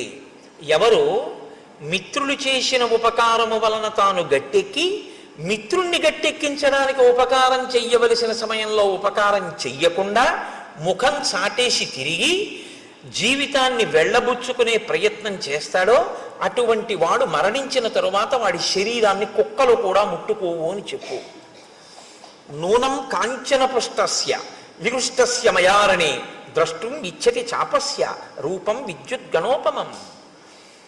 బంగారు మొనలతో ఉన్నటువంటి నా ధనస్సుని పట్టుకుని నేను మళ్ళీ యుద్ధభూమిలో నిలబడి వింటినారిని విప్పి ధనస్సుని వంచి వింటినారిని కట్టి నా అక్షయ బాణ తూణీరంలోంచి మెరిసిపోతున్న బంగారు బాణాన్ని వింటినారిని టంకారం చేసి బాణమును తొడిగి ప్రయోగించడానికి సిద్ధపడినప్పుడు వచ్చేటటువంటి పిడుగుల ధ్వనిని వినాలని సుగ్రీవుడు కోరుకుంటున్నాడేమో కనుక్కో. అంటే విడిచిపెట్టడానికి సిద్ధంగా లేనని చెప్పు. ఎంత మర్యాదగా ఉంటుందో చూడండి ఆ మాట. నిన్ను చంపేస్తాను అనడు, నా బాణపు అల్లెత్రాడు కట్టి బాణప్రయోగం చేయడానికి సిద్ధంగా ఉన్నప్పుడు నేను చేసేటటువంటి ధనుష్టంకారాన్ని యుద్ధభూమిలో వినాలనుకుంటున్నాడా అడుగు. అంటే శత్రువుగా నిలబడిపోవలసి వస్తుందని గుర్తు పెట్టుకోమ్మ మనం అని కఠినంగా మాట్లాడటం. ఆ మాటలో కూడా ఎంత సౌమ్యంగా ఉంటుందో, అప్పుడు కూడా ఎంత మాటలో ఎక్కడ మీకు అశ్లీలత కానీ అసలు ఆ మాటలో వ్యగ్రత కానీ కనపడవు. అంత అందంగా ఉంటుంది ఆయన మాట్లాడితే. అందుకే శ్రీరామాయణాన్ని బాగా చదివి రామాయణం బాగా జీర్ణమైనటువంటి వాళ్ళు కోపంతో మాట్లాడినా అందంగానే ఉంటుంది. ఎందుకంటే ఆ భాష అటువంటి సుసంపన్నమైన హృదయం అలవాటు అవుతాయి. కాబట్టి నచ సంకుచిత పంథ ఏన వాలీహతో గత సమయే తిష్ట సుగ్రీవ మా వాలి పదమన్వగాహ. వాలి విడిపోయినటువంటి మార్గం ఇంకా మూసుకుపోలేదు, తెరిచే ఉందని గుర్తు చెయ్యి. అలా వెళ్ళాలి అనుకోకపోతే తానన్న మాట నిలబెట్టుకోమన్నానని చెప్పు. వాలి వెళ్ళిన మార్గం మూసుకుపోలేదంటే అటు పంపిస్తానని చెప్పంటే వాలికి వెళ్ళాడు, మృత్యువుని పొందాడు, అదే పొందుతాడని చెప్పు. ఆ మాట నోటితో అనడం. ఎందుకంటే మిత్రుడి విషయంలో అసలు ఆ మాట నోటి వెంట రాకూడదు. కాబట్టి ఎంత అందంగా మాట్లాడుతున్నాడో చూడండి. తన ధర్మం నుంచి తాను ఒక్క అడుగు తొట్టుపడకుండా నిలబడుతుంటాడు ఎప్పుడు. ఆ కోపంలో కూడా. అందుకే ఆయన మహానుభావుడు కోపం తెచ్చిపెట్టుకుంటాడు తప్ప కోపానికి వశుడు కాడాయన. ఆయన ఒక్క అరణ్యకాండలోనే అలా వశుడైంది. లక్ష్మణుడు చెప్పగానే మళ్ళీ మాట విన్నాడంతే. కాబట్టి అంత అందంగా ఉంటుంది ఆ మాట. కోపానికి వశుడైపోయినటువంటి వాడి వెర్రికేకలు, వాడి మాటలు, వాడి నోట్లోంచి వచ్చే ధూర్త ప్రలాపన ఇంకోలా ఉంటాయి. కోపాన్ని అదుపులో పెట్టుకుని తను ఎక్కడ మనస్సులో బాధపడుతున్నాడో దాన్ని అవతలవాడికి సందేశాత్మకంగా అందించాలనేటటువంటి ప్రజ్ఞ ఉన్నవాడి యొక్క వాగ్ధోరణి అనన్య సామాన్యంగా ఉంటుంది. భావము యొక్క వ్యగ్రత ఉంటుంది తప్ప భాష యందు వ్యగ్రత ఉండదు. భావము మాత్రం సుస్పష్టంగా ఉంటుంది, అందులో సందేహమే ఉండదు. కానీ భాష మాత్రం అమంగళకరమైనది కానీ అశ్లీలమైనది కానీ వినడానికి ఖేదంగా ఉండేటటువంటిది కానీ అటువంటి భాష వాడరు. ఎందుకో తెలుసా అండి? అక్షరములన్నీ కూడా పరాశక్తి యొక్క స్వరూపం. అమ్మవారి స్వరూపం ఇది వేరు. ఈ స్వరూపాన్ని స్థూల రూపం అంటారు. ఇది కాకుండా అమ్మవారికి ఒక రూపం ఉంటుంది. ఆ రూపం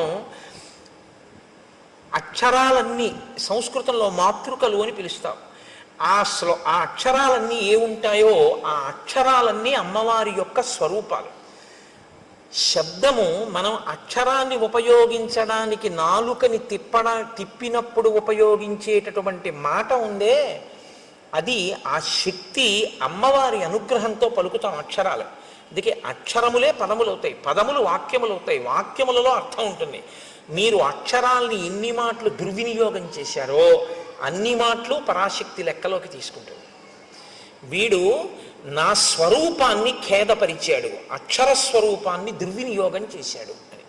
అందుకే మాట చాలా పొందికగా ఉండాలి తప్ప మాటలో అసలు ఏ మాటలు నోటి వెంట రాకూడదో ఆ మాటలు నోటి వెంట తరచు ప్రయోగించడం కానీ, ఏ మాటలు నోటి వెంట అస్తమానం మాట్లాడకూడదో ఆ మాటల్ని వాడడం కానీ చేయకూడదు. మాటకున్నటువంటి బలహీనత ఏమిటో తెలుసా అండి? మనసు పట్టుకుంటుంది. దానికి అదొక పెద్ద ఇబ్బంది. నేను మీతో చెప్పాక బలహీనత బలం అవే. మీరు చాలాసేపు మీకు రాకపోయినా మీరు అలా వినండి. ఆ గురు ప్రార్థన అదే పనిగా ఓ గంట సేపు విన్నారనుకోండి, అంతవరకు ఎందుకండి, పోనీ గురు ప్రార్థన కాసేపు వదిలేయండి, పోనీ ఏదో సంస్కృతంలో సంక్లిష్ట పదజాలంతో ఉందండి అంటారా, పక్కన పెట్టేయండి. మీరు ఏదో రామదాస్ గారి కీర్తన పెట్టుకుని ఒక గంటన్నరో అలా కీర్తనలు విన్నారనుకోండి, అన్ని కీర్తనల మీద మీ మనస్సు నిలబడదు. వచ్చిన బాధ మీకు ఏదో ఒక కీర్తన మీదకి వెళ్ళి మనసు రంజిల్లుతుంది, పొంగుతుంది. అది మీరు ఏం చేస్తారంటే రీప్లే నొక్కి మళ్ళీ వింటారు. అంతా అయిపోయిన తర్వాత ఒరే అదొక్కసారి మళ్ళీ పెట్టు అని మళ్ళీ వింటారు. అయిపోయిన తర్వాత మీరు తువ్వాలు ఆరేసుకోవడానికి వెళ్ళి తక్కువేమి మనకు రాముండొక్కడుండు వరకు అంటారా అనరా? మీకు సంగీతం వచ్చని అన్నారా? పట్టేసుకుంది నాలుక. మీరు చూడండి, నోట్లో ఆడుతోందిరా ఇవాళ ఇది పోవట్లేదు అంటాడు. మీరు వినకూడనిది విన్నా అంతే పట్టుకుంటుంది. మీరు అదే పనిగా ఏవి వినకూడదో అవి వింటున్నారు అనుకోండి, అవే వస్తాయి. ఇవాళ దేశంలో ఉన్నటువంటి పెద్ద దౌర్భాగ్య స్థితి ఏమిటో తెలుసా అండి? నేను పదే పదే విమర్శించానని మీరు అనుకోవద్దు. ఇలా నొక్కితే మారేటటువంటి వాటిలో మీ కళ్ళ ముందు మీ చెవులకి ప్రధానమైనటువంటి ఇంద్రియాలన్నింటికీ కూడా మీరు అదే పనిగా పిల్లలకి విషాన్నే అందిస్తున్నారనుకోండి, వాళ్ళ మనసు ఎక్కడికి వెళ్ళిపోయి కూర్చుంటుంది? అక్కడే కూర్చుంటుంది.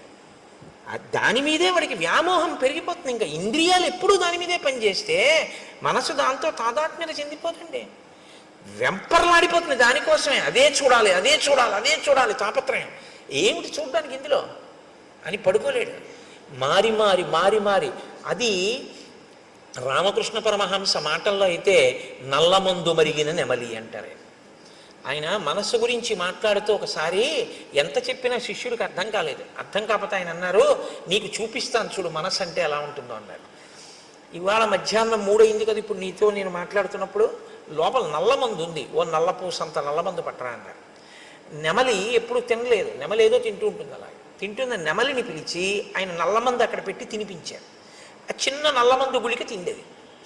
అది మర్నాడు 3 గంటలకు వచ్చేసింది. వచ్చేసి రెక్కలు అల్లారుస్తూ ఓ క్రాంఖణం చేస్తోంది. ఆయన మళ్ళీ ఓ పిసర్ నల్లమంది పెట్టారు. అది మళ్ళీ తినేసి వెళ్ళిపోయింది అంతే వెంటనే. ఇక 3 అయ్యేటప్పటికి మీరు ఎన్ని పెట్టండి, ఆ నల్లమందు పెట్టకపోతే మాత్రం దానికి నిద్ర పట్టదు. అది ఇంకేమీ తినదు. అది మిగిలిన వాటిని కూడా పొడి చేస్తుంది. అంటే అంత గొప్ప నెమలి ఒక్కసారి నల్లమందు పుచ్చుకోవడానికి అలవాటు పడింది అంతే. ఇప్పుడు అది నల్లమందుకి బానిసైంది. మీ మనసు నల్లమందు విషయమే కాదు, మీ ఇంద్రియములనేటటువంటి ద్వారములను తెరిచి దేన్ని లోపలికి పుచ్చుకోవడానికి అలవాటు చేశారో దాన్ని పుచ్చుకొమ్మనే జరుగుతుంది. మీరు అదే పనిగా ఒక దానికి అలవాటు పడిపోయారనుకోండి, ఇంక అదే పని. ఏమున్నదండి ఇప్పుడు ఇవాళ లోకంలో? నేను తరచు విమర్శించానండి, మీరు దయచేసి ఏమనుకోవద్దు. వేళ లేదు, పాలలేదు. అసుర సంధ్య వేళ దీపాలు పెట్టారు అంటే సనాతన ధర్మంలో ఈ దేశంలో ఒక గౌరవం ఉంది. దీపం పెడితే ప్రతి ఇంటిలోనూ కూడా గృహలక్ష్మి అయిన ఆడది మంగళసూత్రాన్ని కళ్ళకద్దుకుంటుంది. అవునా కదా? సంధ్యాదీపం వెలిగించారు అంటే మంగళసూత్రాన్ని కళ్ళకద్దుకుని ఓసారి ఆ గౌరమ్మకి నమస్కారం చేస్తారు. ఇవాళ ఇలా సంధ్యాదీపం పెట్టి మీరు ఇలా టీవీ పెట్టగానే మెళ్ళో మంగళసూత్రాలు లాగేస్తూ ఉండడం, లాగేసి విసిరేయడం, స్లో మోషన్లో అది ఎంత దూరం వెళ్ళి పడిపోయిందో చూపిస్తూ ఉండడం, లేకపోతే చచ్చిపోయిన శవాల్ని కాలుస్తున్నటువంటి దృశ్యాలు ఇంట్లో ఆ దిక్కున కనపడుతూ ఆ మంటల యొక్క దృశ్యాలు గోడల మీద వాటి మీద పడుతూ ఉండడం, భయానకంగా దాన్ని చూస్తూ ఉండడం, కొట్టుకున్నవి పొడుచుకున్నవి 1కి 4 మాటలు రీప్లే చూపిస్తూ ఉండడం, అర్ధరాత్రి వేళ ఘోరమైనటువంటి వాటిని సావధానంగా చూసే అవకాశం పిల్లలకి ఇవ్వడం, ఇవన్నీ పిల్లలకి ఇచ్చి మీ పిల్లలు మంచిగా ఉండాలని మీరు కోరుకుంటే ఎలా ఉండడం కుదురుతుందండి వాళ్ళకి? రోజు విషం పెడితే విషకన్య అవుతుంది తప్ప అది ఆవుదూడు ఎలా అవుతుంది?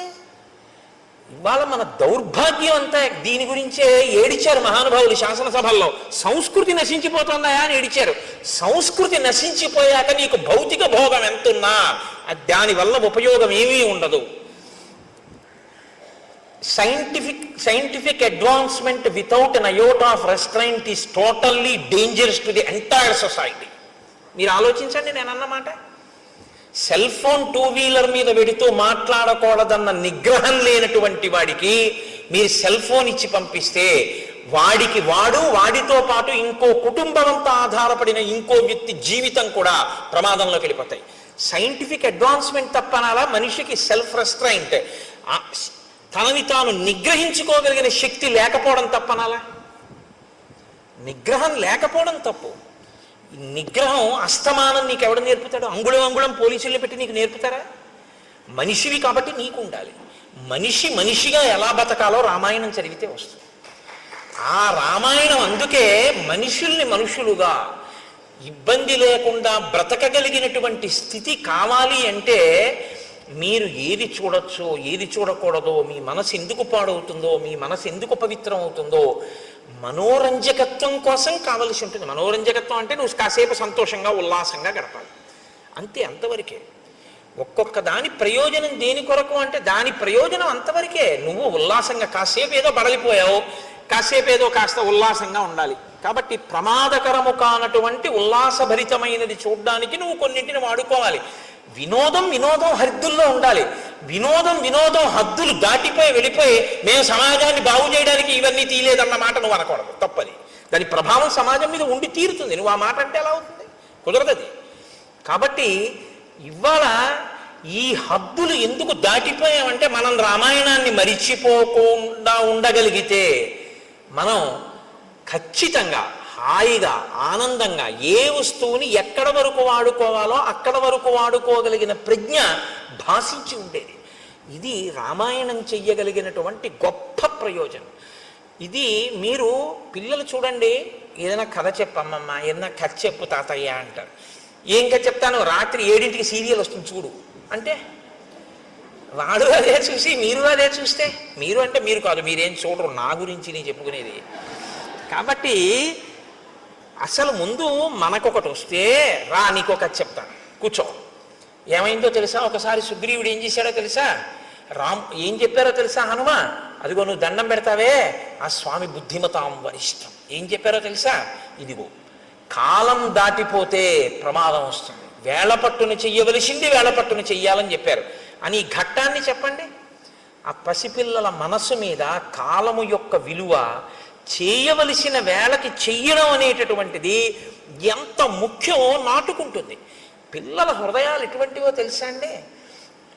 బాగా దుక్కి దున్ని నీరు పెట్టి ఇంకా మీరు విత్తనం వేయడానికి సిద్ధంగా ఉన్నటువంటి సుక్షేత్రములవి. అక్కడ మీరు తులసి గింజలు వేశారనుకోండి, అది తులసివనం. మీరు అక్కడ ఆకుమడి వేస్తే అది వరి చేను, మీరు అక్కడ చెరుకు వేస్తే చెరుకు తోట, మీరు మారేడు చెట్లు వేస్తే మారేడు వనం, మీరు గంజాయి మొక్కలు వేస్తే గంజాయి వనం. వేసేవాడి మీద ఉంటుంది తప్ప క్షేత్రంలో తప్పు లేదు. మీరు ఏ విత్తనం వేస్తే ఆ చెట్టే అక్కడ లేస్తుంది. తప్పంటూ ఎక్కడైనా ఉంటే మనం పిల్లల మనసుల్లో వెయ్యకూడనివి వేసిన పెద్దలది తప్పు తప్ప అది పుచ్చుకోవడానికి సిద్ధంగా ఉన్న క్షేత్రంది ఎప్పుడూ తప్పు కాదు. అందుకే పిల్లల మనసుల్లో వెయ్యవలసిన విత్తనం వెయ్యడం తన బాధ్యతగా గుర్తించకపోవడం కూడా దోషమే. తన కర్తవ్యం తను చెయ్యాలి, పిల్లలకి చెప్పవలసింది తాను చెప్పాలి. వాళ్ళు విన్నారా వినలేదా నీకు అనవసరం, నీ కర్తవ్యం నువ్వు చేసావా లేదా, ఒక్కడు బాగుపడ్డాడు చాలు.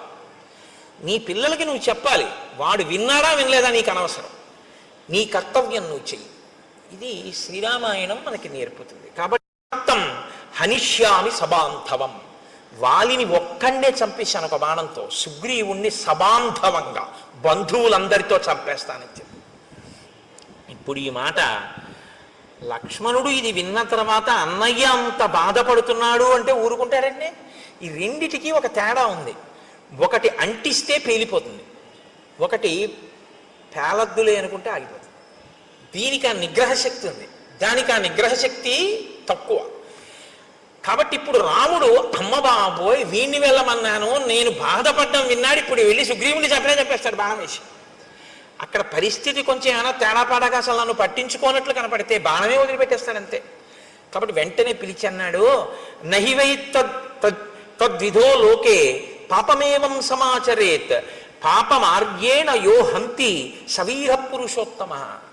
నాన్న యుక్తాయుక్త విచక్షణతో బాగా ఆలోచించి కేవలము పాపాత్ముడే, ఇంకా వాడు మారడానికి అవకాశం లేదన్న వాణ్ణి చంపాలి తప్ప, మారడానికి అవకాశం ఉంది, వాడు ఒక మాట చెప్తే మారతాడు, ఏదో తప్పు జరిగిపోయింది, వాడు తాని తాను మరిచిపోయి ఏదో వ్యసనానికి లోనైపోయి కాలాన్ని మరిచిపోయి కామమునకు వశుడై ఉన్నాడు తప్ప, చెప్తే ఇప్పుడు విని మళ్ళీ బుద్ధి మార్చుకునేవాడు అనుకుంటే చెప్పకూడదు సుమా. అందుకని తొందరపడి సుగ్రీవుని చంపేశావు, అటువంటి పని చెయ్యకు. నేదం అద్యత్వయా గ్రాహ్యం సాధువృత్తేన లక్ష్మణ తాం ప్రీతిం అనువర్తస్య పూర్వవృత్తంచ సంగతం. నువ్వు వెళ్ళేటప్పుడు సుగ్రీవుడితో పూర్వ స్నేహం ఎలా ఉండేదో, మనం అందరం ఎంత ప్రేమగా మాట్లాడుకునే వాళ్ళమో, మన పట్ల సుగ్రీవుడు ఎంత ప్రీతిపాత్రుడో బాగా స్మరించుకుంటూ వెళ్ళు. మీరు ఏది స్మరించుకుంటూ వెడితే మనసు అలా ఉంటుంది. మీరు వ్యగ్రతతో అన్నయ్య కోపమే తలుచుకుంటూ వెడితే కట్టలు తెచ్చుకుంటుంది. మీరు ప్రీతిని స్మరించుకుంటూ వెడితే కొంచెం మంచి మాట చెప్పడానికి అవకాశం ఉంటుంది. అప్పుడు మనసు మీ అదుపులో ఉంటుంది. లక్ష్మణుడి మనసు లక్ష్మణుడి అదుపులో ఉండేటట్టు చూస్తున్నాడు. ఏ మనసు లక్ష్మణుడి అదుపు తప్పుతోందని గుర్తించాడో దాన్ని మళ్ళీ లక్ష్మణుడి అదుపులోకి తీసుకెళ్తున్నాడు. అందుకని కదండి గురువు అయ్యాడు ఆయన, మహానుభావుడు. అందుకని నేను గురువుగా అనువర్తిస్తున్నానన్నాడు ఆయన. మాట ఎంత ప్రమాదమో, ఒక్కొక్కరు ఇంకొకరు ఖేదపడితే చూడలేరు, అంత ప్రీతి ఉంటుంది. ఆయన బాధపడ్డాడు అనుకోండి, అయ్య బాబోయ్ ఆయనంత బాధపడ్డామా అని నాకేమైనా పర్వాలేదని చెప్పి ఈయన వెళ్ళిపోయి ఆయనతో కలిపిడిపోతాడు కూడా. కాబట్టి మీరు గబుక్కుని ఎక్కడ పడితే అక్కడే ఎలా పడితే అలా మాట్లాడేయకూడదు.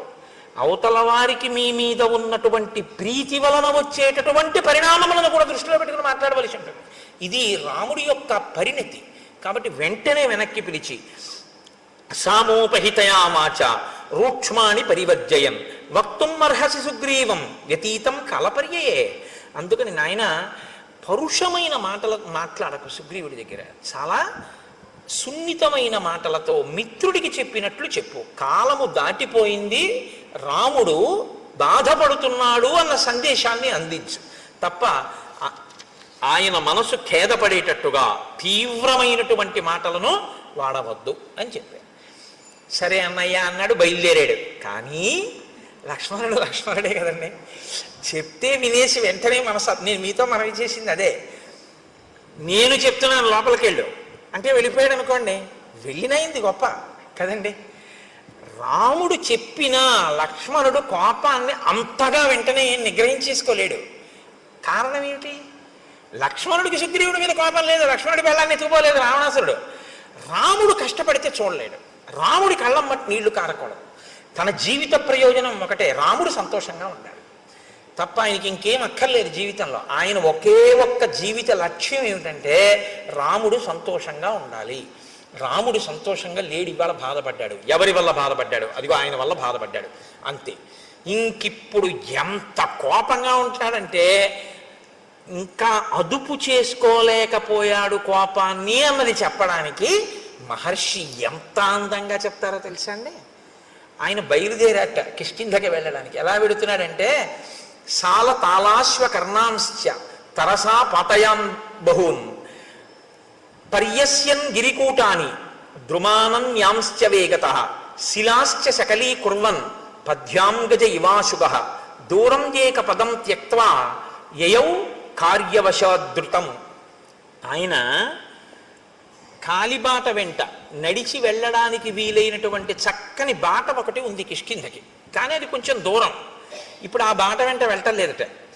కోపించినటువంటి ఏనుగు ఎంత వేగంగా వెడుతుందో అలా బుసలు కొట్టుకుంటూ రుసరుసలాడిపోతూ పక్కన ఉన్నటువంటి అడ్డదారిలో వెళ్ళిపోతాడట. వెళ్ళిపోతున్నవాడు ఏం చేస్తున్నాడు? సాల తాళాశ్వ కర్ణాంశ్చ తరసా పతయన్ బహూన్. అక్కడ కనపడినటువంటి అనేకమైన వృక్షములను కోకటి వేళ్లతో పెకల్చేసి పైకి విసిరేస్తున్నట్టు. పర్వత శిఖరములు కనపడితే పరిగెత్తుకుంటూ వెళ్ళి ఆ శిఖరములను ఊపేసి వాటిని చేత్తో పట్టుకుని ఆకాశంలోకి విసిరేసి ముక్కు ఇలా అనుకుంటూ బుసలు కొడుతూ ఆ వెళ్ళిపోతున్నప్పుడు శిలాశ్చ సకలీకుర్వన్, అలా వెళ్ళిపోతూ చూడండి రాయి కనపడుతుంది, దాన్ని ఒక్క తన్ను తన్ని బదలు కొట్టేస్తున్నట్టు. ఎందుకు? తన దారిని తాను వెళ్ళాలి, కానీ ఒక్కొక్కటి చూడండి నడుస్తూ రాళ్ళు తంతుంటాడు, అది ఎవరి మీదకో వెళ్ళి తగులుతుంది. అలా శిలాశ్చ సకలీకుర్వన్, రాళ్ళు బద్దలైపోయేటట్టుగా తంతున్నట్టు వాటిని తంతు పద్భ్యాంగజ ఇవాశుభః, అత్యంత వేగంతో వెళ్ళిపోతున్న ఏనుగుల దూరం ఏకపదం త్యక్త్వా, ఆ సౌకర్యంగా వెళ్ళగలిగినటువంటి మార్గాన్ని విడిచిపెట్టేసి యయౌ కార్యవశాధృతం, పనిని సాధించుకోవడం కోసమని దగ్గర త్రోవలో వెళ్ళిపోతున్నట్ట. అంటే తనంత తాను అదుపు చేసుకోలేని కోపాన్ని సుగ్రీవుణ్ణి ఏమనొద్దన్నాడు, సుగ్రీవుణ్ణి చంపద్దన్నాడు. ఇప్పుడు సుగ్రీవుణ్ణి చంపకుండా, సుగ్రీవుణ్ణి ఏమనకుండా నిగ్రహించుకోవాలంటే కోపాన్ని దేని మీద పెట్టాలి. అత్త మీద కోపం దుత్త మీద చూపించారంటారు. ఆఫీస్లో బాస్ని ఏమనలేక ఇంట్లో వచ్చి భార్యను తిడుతుంటాడు ఒకడు, అలా ఉంటుంది. అందుకని చెప్పి ఇప్పుడు సుగ్రీవుణ్ణి ఏమనకూడదు కాబట్టి పాపం చెట్లు ఏం చేసాయి, వాటిని పీకేస్తున్నాడు. పర్వత శిఖరాలు ఏం చేసాయి, వాటిని పీకేసేసి ఆకాశంలోకి విసిరేస్తున్నాడు. రాళ్ళు ఏం చేసాయి, వాటిని బదలు కొట్టేస్తున్నాడు. అంటే కొంత కోపం తీరిపోతుందన్నమాట. అంటే ఇంకా తట్టుకోలేకుండా అన్నయ్య చెప్పిన మాటకి కట్టుబడాలి. మరి అన్నయ్య అందు భక్తి, అలా కట్టుబడాలంటే ఈ కోపం ఇంకోళ్ళ మీద చూపిస్తున్నాడు. అంటే కోపం పోయిందా, పోగొట్టుకునే ప్రయత్నంలో ఉన్నాడు ఇంకాను. కానీ తొందరగా వెళ్ళి ఆ సుగ్రీవుణ్ణి అనగాల, అన్నయ్యని ఏడిపిస్తాడా వీడు, ఇది బాధ, అందుకని అడ్డత్రోవలో వెళ్ళిపోతున్నాడు. అంటే లక్ష్మణ భక్తిని ఆవిష్కరిస్తుంది. ఇంకా లక్ష్మణుడికి జీవితంలో రాముడు సంతోషంగా ఉండడం కన్నా ఇంకొక అన్య ప్రయోజనం లేదు. దీనివల్ల మనకేమర్థమవుతోంది, రాముడు సంతోషంగా ఉంటే లక్ష్మణుడు సంతోషంగా ఉంటాడు. రాముడు ఏడిస్తే లక్ష్మణుడు ఎవడు ఏడిపించాడని అడుగుతాడు, ఏవాడు ఉండడం. అంతే కదా దాని అర్థం. అంతగా రామునితో మమేకమైపోయి రాముని యందు అంత భక్తి ప్రపత్తులు ఉన్నవాడు లక్ష్మణుడు. కాబట్టి ఇప్పుడు ఆయన గబగబా బయలుదేరి ఆ కిష్కింధా సామ్రాజ్యం దగ్గరికి వెళ్ళాడు. బుసలు కొడుతూ ఊగిపోతూ ధనస్సు పట్టుకుని బాణాలు పట్టుకుని వస్తున్నటువంటి ఆ లక్ష్మణమూర్తి యొక్క స్వరూపాన్ని, ఆ నగరాన్ని కాపు కాస్తున్నటువంటి కొన్ని వేల మంది వానర యోధులు చూశారు. చూసి వాళ్ళు అదేమిటి అంత వేగంగా వచ్చేస్తున్నాడని ఆయన్ని చూసి భయపడి అటు ఇటు చెల్లాచెదరైపోయారు. కొంతమంది ఏమిటి యుద్ధానికి వస్తున్నాడు అని ఒక మహానాదం చేశారు. కానీ తేజోమూర్తి అయిన లక్ష్మణుని యొక్క ఆ ఉద్ధతికి తట్టుకోలేక వాళ్ళందరూ దూరంగా పరిగెత్తి పారిపోయారు. సుగ్రీవుడు మాత్రం లోపల అంతఃపురంలో తారతో రుమతో వానరకాంతలతో విశేషంగా మధుపానం చేసి హారములన్నీ చెదిరిపోయి కనుగుడ్లు తిరుగుడు పడుతుండగా ఆ కామోపభోగము యందు రమిస్తున్నటువంటి వాడై ఉన్నాడు. అందుకని పైన ఏం జరుగుతోందో గ్రహించగలిగినటువంటి మనసు ఆయనకి లేదు. ఆయన మనసుని ఆయనే అటువంటి నిద్రావస్థలోకి ఆయన కోరుకున్న దాని పట్ల ఉద్రేకం పొందేటట్టుగాను ఆయన దాన్ని తయారు చేసుకున్నాడు. ఈశ్వరుడు చక్కని మనస్సుని మీకు ఇచ్చి స్పందించగలిగిన శక్తితో కూడిన ఒక చక్కటి దాన్ని మీకు ఇచ్చాడు అనుకోండి, దాన్ని ఉత్ప్రేరకములతో మీకు కావలసిన రీతిలో ఉద్రేకపడేటట్టు మీరు తయారు చేసి స్పందించగలిగిన శక్తి దానికి చంపేస్తే ఈశ్వరుడిదా దోషం మందా? మనది. అక్కడ యజ్ఞవేది ఉందనుకోండి, ఒక యజ్ఞవేది వెలుగుతోంది, హవిస్సులు ఇస్తున్నారు, అందులోకి పట్టుకొచ్చి నేను సారా పోసాను అనుకోండి, ఇప్పుడు వేదికి ఇబ్బందా నాకు ఇబ్బందా? వేదికేమండి, ఆ వేదికేమవదు, అప్పటికి అపవిత్రం అవుతుంది, మళ్ళీ ఏదో ప్రాయశ్చిత్త కర్మ చేసి యజ్ఞం చేస్తారు.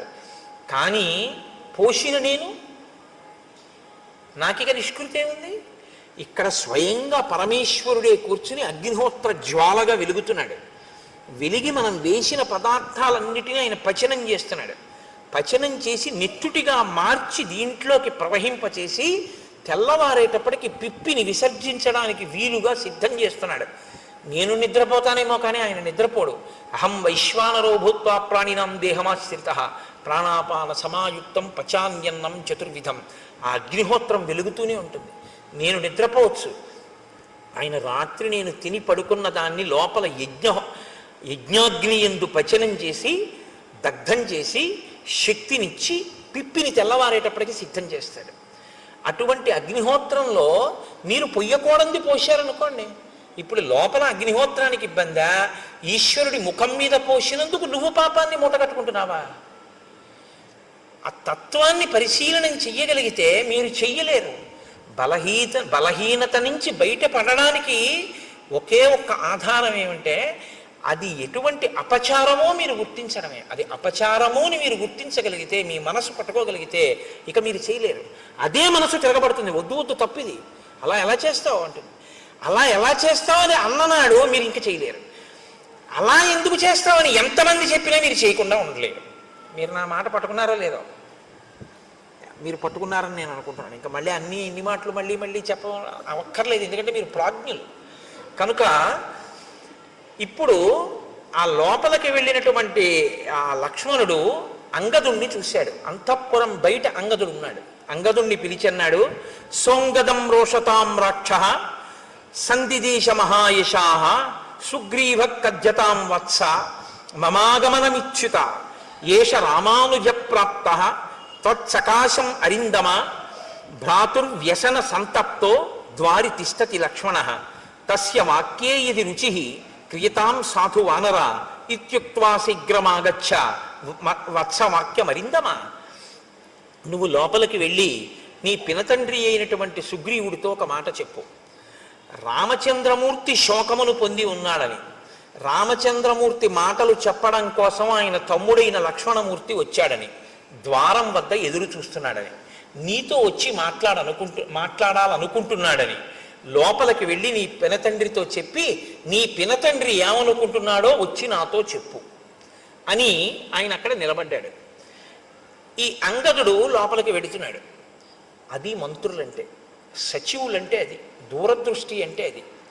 ప్లక్షుడు ప్రభావుడు అనబడేటటువంటి ఇద్దరు ఆ మంత్రులు కూడా అంగదుడితో పాటు లోపలికి వెళ్ళారు. మంత్రులు లోపలికి వెడితే దాన్ని ఎవరు అభ్యంతర పెట్టడానికి వీలుండదు. అంగదుడితో పాటు వెళ్ళారు. వాళ్ళకి తెలుసు. ఇప్పుడు లక్ష్మణమూర్తి ఒక పిల్లవాడికి చెప్పాడు, యువరాజుకు కూడా భయమే లక్ష్మణుడు అంటే. తీరా వెళ్ళిన తర్వాత ఇప్పుడు అంగదుడు కర్తవ్యం చేయడమా, అంగదుడు చెప్పిన దాన్ని బట్టి సుగ్రీవుడు ప్రాణాలు నిలబడ్డమా అన్నది ఎవరి చేతిలో ఉంది? అంగదుడి చేతిలో లేదు, సుగ్రీవుడి చేతిలో ఉంది. సుగ్రీవుడు ఎటువంటి స్థితిలో ఉన్నాడని మంత్రులకి తెలుసు. అసలు విపరీతమైనటువంటి భావోద్రేకంతో మధుపానాసక్తుడై కామాతురుడై ఉన్నాడు తప్ప అంగదుడు చెప్పింది చెవిలోకి వెళ్ళడం కాదు, మనసులోకి వెడుతుందా అన్నది చెప్పడం కష్టం. ఇప్పుడు అంగదుడితో లక్ష్మణుడు ఏమన్నాడు? వెళ్ళి చెప్పి బయటికి వచ్చి నాకేమైందో చెప్పన్నాడు. నించునున్నాడు. వెళ్ళి లోపల ఉండిపోతే కోపగిస్తాడు. ఇప్పుడు అంగదుడు కారణం అవుతాడు. అంగదుడు వెళ్ళి చెప్పిన తర్వాత చెప్తాడు, అయ్యా బయట లక్ష్మణమూర్తి ఎదురు చూస్తున్నారు, మీతో మాట్లాడతారట. తప్ప తాగి తూలుతూ అంతమంది కాంతలతో రమిస్తున్నటువంటి సుగ్రీవుడు అని ఊరుకున్నాడు అనుకోండి. ఎన్ని మాటలు చెప్తాడు? రాజు కాబట్టి తిరిగి వచ్చి ఆయన మధుపానం చేస్తున్నాడు, భార్యలతో క్రీడిస్తున్నాడు, నేను చెప్పాను కానీ ఆయన చెవికి ఎక్కినట్టు లేదు అన్నాడు అనుకోండి. ఏ సుగ్రీవుడు బతుకుతాడా? ఇక బతకడు. ఈ దోషానికేగా కాలం దాటిపోయింది. కాబట్టి ఇప్పుడు అంగదుడు వచ్చి చెప్పడం కాదు, అంగదుడు వచ్చి చెప్పే లోపల సుగ్రీవుడి ప్రాణములు నిలబడేటట్టుగా చెయ్యాలి ముందు. కాబట్టి వీళ్ళని వెళ్ళమన్నారా వెళ్ళమనలేదా కాదు, ప్రభు ప్రాణములను కాపాడడం అన్నది అంగదుడు వెళ్ళి రావడంలో ఉంది. కాబట్టి పిల్లాడి మీద వదిలేసి పెద్దవాళ్ళు కూర్చోవడం కాదు, చెప్పినా చెప్పకపోయినా తాము వెళ్ళాలి, వెళ్ళి ప్రభువుని రక్షించుకోవాలి. ఇప్పుడు ఇది ఒక క్లిష్ట పరిస్థితి వచ్చింది కాబట్టి అందుకుని వెళ్ళారు వాళ్ళిద్దరూ లోపలికి.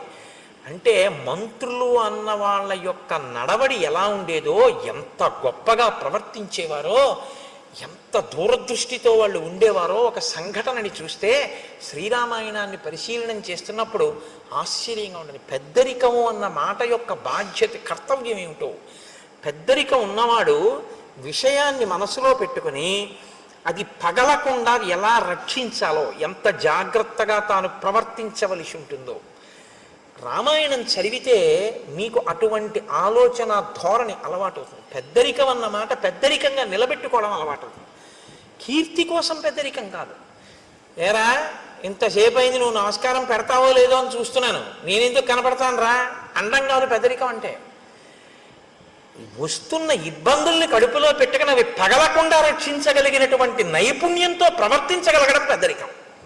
అది నీకు ఉండాలి. అంతేగాని పెళ్లిలో మనం చూస్తుంటాం, కొంతమంది కాలు మీద కాలేసి కూర్చుంటారు. ఏ మనవడి వరసవాడో ముని మనవడి వరసవాడో అలా వెళ్తుంటాడు. వీళ్ళు పలకరించరు. అంటే వీళ్ళు పలకరిస్తే వీళ్ళ మర్యాద పోయినట్టు. పాపం ఆ పిల్లాడు ఏదో అటు ఇటు తిరిగి అందరినీ పలకరించి ఒక గంట పైకి మీ తాతగారు అదిగోరా అంటారు. వచ్చి తాతయ్య నేను ఇదిగో ఇప్పుడే వచ్చాను తాతయ్య బాగున్నావా అంటాడు. చూస్తున్నాను రా 11ంటికి వచ్చావు 1 గంట అయింది తాత ఇప్పుడు కనపడ్డాడు నీకంటాడు. నువ్వు చూసావుగా నువ్వెందుకు వెళ్ళి పలకరించావు? కాల్సనా నీ పెద్దరికం? మనవణ్ణి చూసి నువ్వు వెళ్ళి పలకరించలేవు? ఏమిటి నీ పెద్దరికం? నీకు నమస్కారం చేయాలని నువ్వు అనుకుంటే రోడ్డు పక్క పెరిగిన చింత చెట్టుకి నమస్కారం చేయాలి. నీకన్నా ముందు పుట్టింది అది. వయస్సు వల్ల కాదు పరిణితి, జ్ఞానము వలన పరిణితి, నీ ప్రవర్తన వలన పరిణితి. అన్ని వేళలా వయస్సుతో పెద్దరికాన్ని గౌరవించడం కూడా చాలా కష్టంగా ఉంటుంది. ఆ పరిణితిని సంతరించుకోకపోతే ఆ పెద్దరికాన్ని భరించడం కష్టం. కాబట్టి పెద్దరికం వయస్సుతో పాటు అనుభవాన్ని పెంచుకోవాలంటే ఒక్కటే రామాయణం చదువుకోవడమే. రామాయణం బాగా చదువుకుంటే ఇలా ఉండాలన్నమాట అని బాగా అర్థమవుతుంది. ఎక్కడ ఏ పరిస్థితి ఉందో అక్కడ తాను చొరవ తీసుకుని వెళ్ళి నాన్న ఇలా కాదు ఇలా చెయ్యి అని చక్కగా చెప్పి కార్యం బాగా జరిగేటట్టు చేసి నా పెద్దరికం నిలబడింది చక్కగా చేయించేశాను కదా అని పొగట్ట కోసం ఆశించకుండా నువ్వు వెళ్ళిపోతావు అంతే సంతోషంగా. అది పెద్దరికం అన్న మాటకు అర్థం. తప్ప నాకేమిస్తారు దీనివల్ల, నాకేమొస్తుంది ప్రయోజనం దీనివల్ల, ఇక్కడ నా పెద్దరికం గుర్తించారా లేదా? కొంతమంది చూడండి చాలా ఆశ్చర్యంగా ఉంటుంది. బ్రహ్మస్థానంలో ఒక ఆయన కూర్చుంటారు, ఆయనకి తెలియదండి వైదిక మార్గం, ఆయన చేయిస్తాడు. కాదు, ఆవిడ ప్రత్యేకం ఓ చిన్న చాప ఒకేసుక అక్కడ కూర్చుంటుంది. కూర్చుని మా ఇంట్లో అది అలవాట్లేదు అది వద్దంటుంది. అదేమిటమ్మా వేదప్రోక్తం అమ్మా ఇది చెయ్యాలి, మాకు అలవాట్లేదు వీలు లేదంటుంది. ఏం తెలుసు, ఏం తెలియదు, ఏం తెలియకపోయినా ఎందుకు అలా అంటాం అంటే పెద్దరికం. అలా చేయిస్తే తన పెద్దరికం నిలబడిందని ఓ సంతోషం. ఇప్పుడు అది చెప్పి కొంచెం అలా కుదరదులేమ్మా నువ్వు ఊరుకో అమ్మా చేయని అన్నారు అనుకోండి, ఇంకా నేను ఎందుకని పెట్టేసరి చేసుకుంటుంది ఆవిడ. అదేమిటి పెళ్ళింట్లో నేను అలా చెయ్యొచ్చా, ఇదేమి పెద్దరికం అని ఉండదు.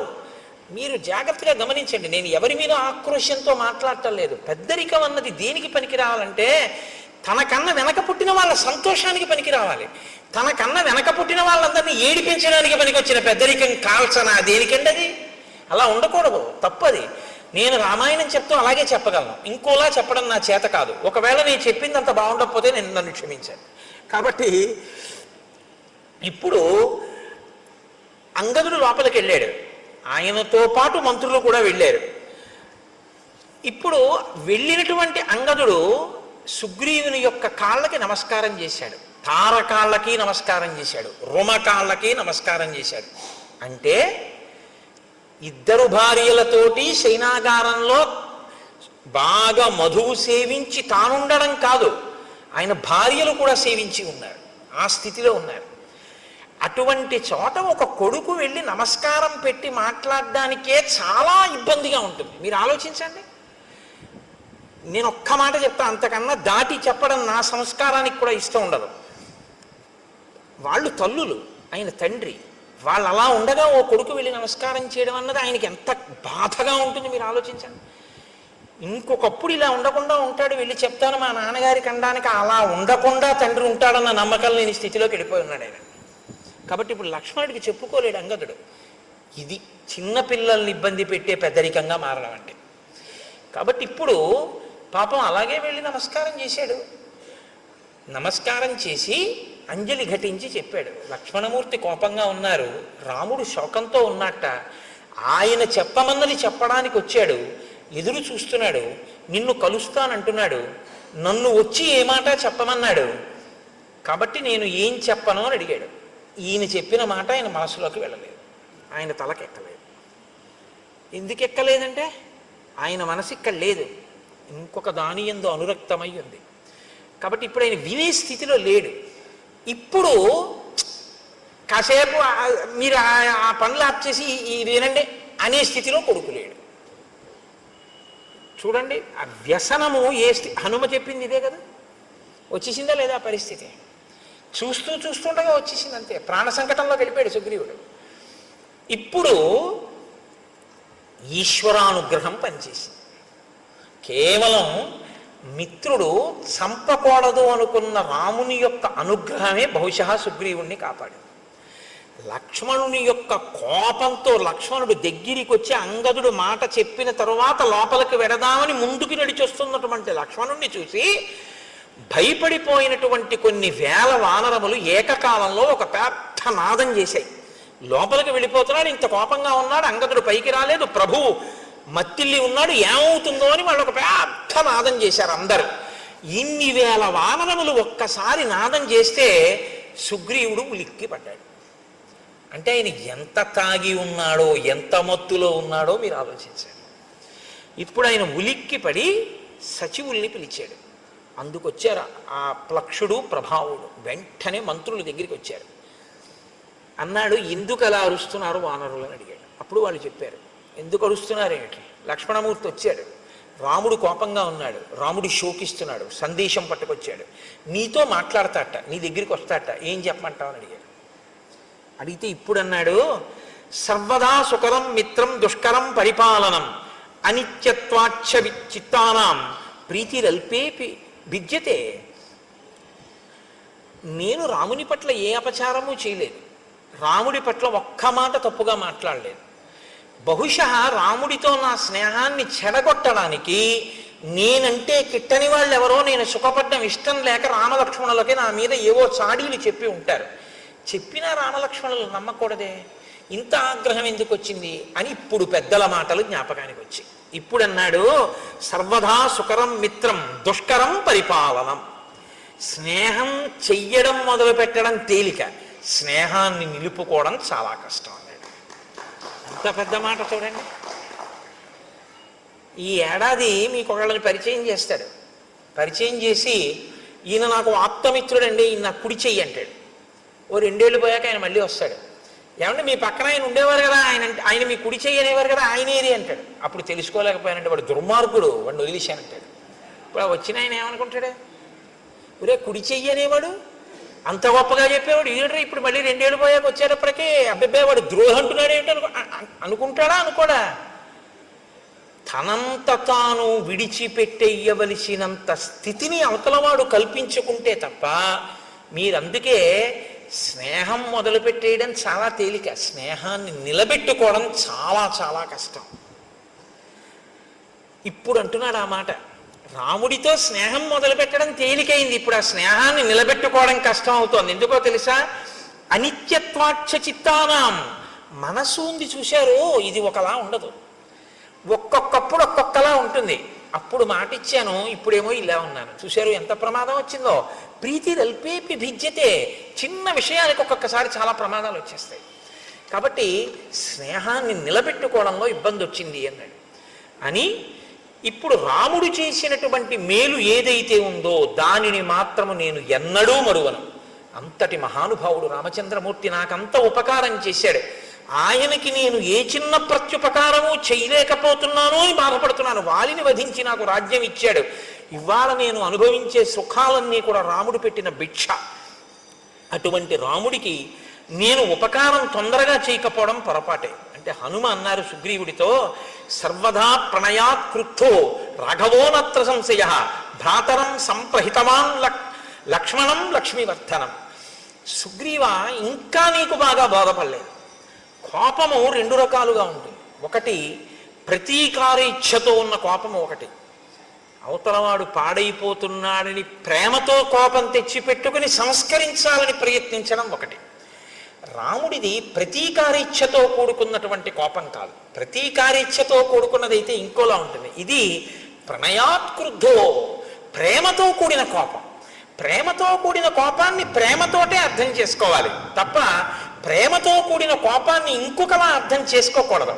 కాబట్టి రాముడికి నీ మీద ఎంత ప్రేమ ఉందో అర్థం చేసుకో. ఆయనంత కోపంగా మాట్లాడినా ఇప్పుడు లక్ష్మణుడు వచ్చేదో చాలా కోపంగా ఉన్నాడని మాట్లాడతాడు.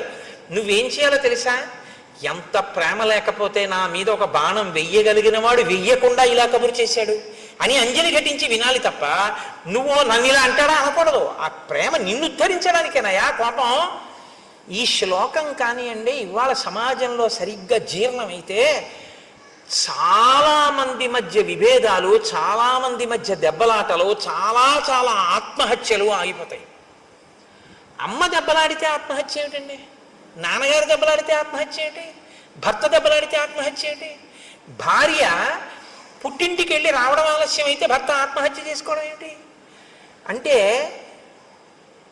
అవతల వారు ఒక మాట అన్నప్పుడు ప్రేమతో అన్న మాటని ప్రేమగా స్వీకరించగలిగినటువంటి లక్షణం కోల్పోతే ఏమైపోతుందంటే అవి ఎప్పుడు పిటపిటలాడుతూ ఉంటాయి తప్ప సంబంధాలు, వాటికి అనురక్తి ఆర్ద్రత అన్న తడి అంటి ఉండవు ఆ సంబంధాలకి. అవి ఎప్పుడు ఎండిపోయినటువంటి వేయించేసినప్పుడల్లా ఉంటాయి. మీరు ఎక్కడ ముట్టుకున్నా పలుక్కుని విరిగిపోతుంది. అలా ఉండకూడదు. చక్కగా ముట్టుకుంటే తడితో ప్రేమ అన్న తడి తగలడం వల్ల మీరు ముట్టుకుంటే సాగేటటువంటి గుణం కలిగినటువంటిదై ఉండాలి. మీరు ఎంత దాన్ని స్వీకరిస్తే అంత మధురిమ దాంట్లోంచి రావాలి. మీరు ఒక ద్రాక్ష పండుని మంచి ఎండాకాలంలో ఫ్రిడ్జ్లోంచి ద్రాక్ష పండ్ల గుత్తొకటి తీసి తొక్క కూడా తీయవలసిన అవసరం లేకుండా ఉన్నటువంటి పండు కదా, దాన్ని తీసి ఇలా నోట్లో వేసుకుని పెదవుల మధ్య పెట్టి నొక్కండి, పళ్ళ మధ్య పెట్టి నొక్కండి, బుగ్గ కింద పెట్టి నొక్కండి, ఇలా పెట్టి వేళ్లతో నొక్కుకోండి. అది తీయటి చల్లటి రసాన్ని చిమ్ముతుంది మీ మీద. కొన్ని కొన్ని అనుబంధాలు అలా ఉండాలి. వాటిని అలా అర్థం చేసుకోవాలి. ఒక్కొక్కసారి దెబ్బలాడారు అనుకోండి, ఓ ఎందుకు దెబ్బలాడి ఉంటారు, ఎంత ప్రేమైకమూర్తి నా ఎందు ఇలా అన్నారంటే ఆయనకి ఎంత ఆర్తితో అంటున్నారో అన్న విషయాన్ని అర్థం చేశాను. ఒక్కొక్కసారి ఆవిడ అంటుంది కోపంతో, ఆవిడ కోపంతో అంటే ఓ నా ఎందు ఎంత ప్రేమ కలిగింది, ఎంత పిచ్చిది నేనంటే, ఆ ప్రేమలో అంటుంది అని దాన్ని మీరు ప్రేమగా స్వీకరించాలి. అంతేకాని నన్ను అంత మాట అంటుందా. 1947లో పెళ్ళైన కొత్తల్లో ఇలాగే 57, 67, 77 దిక్కుమాలవన్నీ గుర్తు తెచ్చుకొని అక్కడి నుంచి ఇంకా వారం రోజులు మాటలు మానేసి కంచాలు విసిరేసి నానా అల్లరి చేసేసుకుని ఇల్లు యమలోకం కింద చేసుకుని ఆ తర్వాత ప్రారంధం ఎవరు అనుభవించాలి, వీళ్ళిద్దరే అనుభవించాలి. ఎందుకంత కోపం? ప్రణయాత్కృత. ఆ ప్రేమతో కూడినటువంటి కోపాన్ని ప్రేమతో కూడిన కోపంగానే అర్థం చేసుకోవయ్యా. హనుమ మాట్లాడితే అలా ఉంటాయండి. అమ్మో ఏమి మాటలండి మహానుభావుడివి. కాబట్టి ఆర్తస్య కృతదారస్య పరుషం పురుషాంతరాత్ వచనం మర్షణీయంతే రాఘవస్య మహాత్మనః. నువ్వు నీ భార్యలతో ఉన్నావు, రాజ్యాన్ని పొందావు, వేల దాటిపోయినా సుఖాలు అనుభవిస్తున్నావు. భార్య లేదు, రాజ్యం లేదు, నీకు ఉపకారం చేశాడు, నీకు సమయం ఇచ్చాడు, తాను నగరంలో కూడా రాలేదు, బయట పర్వత గుహలో ఉన్నాడు, ఒక గుహలో పడుకుంటున్నాడు. ఇన్నాళ్ళు ఎదురు చూశాడు. ఎంత బాధ వస్తుందో ఇప్పుడు. ఆ బాధలో వచ్చేటటువంటి మాట కొంచెం కష్టంగానే ఉంటుంది నువ్వు వినడానికి, కానీ నువ్వు వినడానికి కష్టంగా ఉందని కాదు వినవలసింది. అవతల వాడి కష్టం ఎంత ఉంటే ఆ మాట వచ్చిందో నువ్వు గమనించాలి. కాబట్టి ఇలా కోణంలో విని ఇప్పుడు లక్ష్మణుడు చెప్పేది తప్ప నువ్వు బాగా తప్ప తాగి ఉన్నావు కాబట్టి రాముడు నన్ను ఇలా అంటాడా అని వినవద్దు సుమా. ఎంత సిద్ధం చేస్తున్నారో చూడండి. ఇది హనుమంటే మహానుభావుడండి ఆయన. అందుకే ఆయన పేరు చెప్తే చాలు మనిషి చక్కటి స్థితిని పొందుతాడు. కృతాపనాథస్య హితే నాణ్యత్ పశ్యామ్యహం క్షమం అంతరేణాంజలిం బద్ధ్వా లక్ష్మణస్య ప్రసాదనాత్. ఓ కిష్కింధకాండే. ఏమి హరిప్రసాద్ గారు చెప్దామా? చూద్దాం అదో సంతోషం. కాబట్టి ఇప్పుడు నువ్వు ఒకవేళ లక్ష్మణుడు వచ్చి క్రుద్ధుడై మాట్లాడినా అంజలి ఘటించి విను తప్ప ఇంకొకలా మాత్రం దాన్ని అర్థం చేసుకుని కోపగించవద్దు అన్న తరువాత ఆ లక్ష్మణుడు అక్కడ నిలబడి ఉన్నాడు. నిలబడి ఉండగా కూజితం నూపురాణంచ కాంచీనాం నిదనదం తథా సన్నిశమ్య తత శ్రీమాన్ సౌమిత్రిర్లజ్జితో భవత్ రోషవేగ ప్రకుపిత శ్రుత్వా చాభరణస్వనం చకారజ్యాస్వనం వీరో దిశ శబ్దేన పూరయన్ చారిత్రేణ మహాబాహు అపకృష్ట సలక్ష్మణ తాసానేకాంతమాశ్రిత్య రామశోక సమన్విత. ఆయన అక్కడ నిలబడి ఉండగా లక్ష్మణమూర్తి లోపల స్త్రీల ఆభరణములు అంటే వాళ్ళు పెట్టుకున్నటువంటి వడ్డాణములు, పెట్టుకున్నటువంటి కంకణముల యొక్క ధ్వనులు వినపడ్డాయి. ఆయన స్త్రీలు రాజుతో సంతోషంగా ఏకాంతంగా తిరుగుతూ ఉండగా నేను ఇక్కడ దగ్గరగా తిరగకూడదు అని సిగ్గు చెందినవాడై పక్కకి వెళ్ళాడు. అది ఆయన చారిత్రం, ఆయన నడవడటువంటిది. కానీ వెంటనే జ్ఞాపకానికి వచ్చింది, మా అన్నయ్య అంత బాధపడుతున్నాడు, ఈ సుగ్రీవుడు ఇక్కడ ఇలా సుఖిస్తున్నాడు. ఆయనకి బాధ కలిగి వెంటనే పిడుగు పడితే ఎటువంటి ధనుస్తుందో, మేఘం ఒక్కసారి గర్జిస్తే ఎటువంటి ధనుస్తుందో అలా టంకారం చేశాడు. చేసేటప్పటికి లోపల ఉన్నటువంటి సుగ్రీవుడు అదిరిపోయాడు. అదిరిపోయి ఆసనం మీద ఉన్నవాడు ఉన్నట్టుగా ఒక్కసారి లేచి నిలబడ్డాడు. నిలబడి తారని పిలిచి అన్నాడు, తారా, ఇంత ఆగ్రహంతో ఉన్నటువంటి లక్ష్మణుడికి నేను ఎదురుపడి మాట్లాడడం కష్టం. నేనున్న పరిస్థితిలో లక్ష్మణుడితో మాట్లాడలేను. కానీ రామలక్ష్మణులు గొప్ప చారిత్రం ఉన్నవారు. నీవు వెళ్ళి ఎదురుగుండా నిలబడి మాట్లాడితే నువ్వు ఏ స్థితిలో ఉన్నా సరే ఆడదాన్ని చూసేటప్పటికీ కోపాన్ని వదిలిపెట్టేస్తాడు. కాబట్టి నువ్వు వెళ్ళి మాట్లాడు. నువ్వు మాట్లాడడంలో సమర్థురాలివి. నాతో మాట్లాడడానికి వీలైనంత రీతిలో లక్ష్మణుడి కోపం తగ్గిపోయిన తర్వాత నేను వచ్చి మాట్లాడతానన్నాడు. ఇప్పుడు తార లక్ష్మణుడి దగ్గరికి వెళ్ళింది. ఎలా వెళ్ళింది? అది తార గొప్పతనం అండి. కిష్కింధకాండలో ఒక మెరుపు తార. సాప్రస్కలంతి మదవిహ్వలాక్షి ప్రలంబకాంచి గుణహేమ సూత్ర సలక్ష్మణ లక్ష్మణ సన్నిధానం జగామతార నమితాంగ యష్టి. ఆమె వడ్డాణం వేలాడిపోతోంది అంటే పెట్టుకుని లేదు. ఆమె మెడలో వేసుకున్నటువంటి హారములన్నీ కూడా పెట్టుకున్న కొక్కెములు జారిపోయి ఊడిపోయి ఉన్నాయి. ఆవిడ బాగా మధువు సేవించి ఉంది. కనుగుడ్లు తిరుగుడు పడి ఉన్నాయి. అంటే ఆమె శరీరం మీద ఉండవలసినటువంటివి ఏవీ సరిగ్గా లేవు. ఆమె అలాగే లేచి నిలబడి స్థిమితంగా నడవలేక తూలుతూ లక్ష్మణమూర్తి దగ్గరికి వచ్చింది.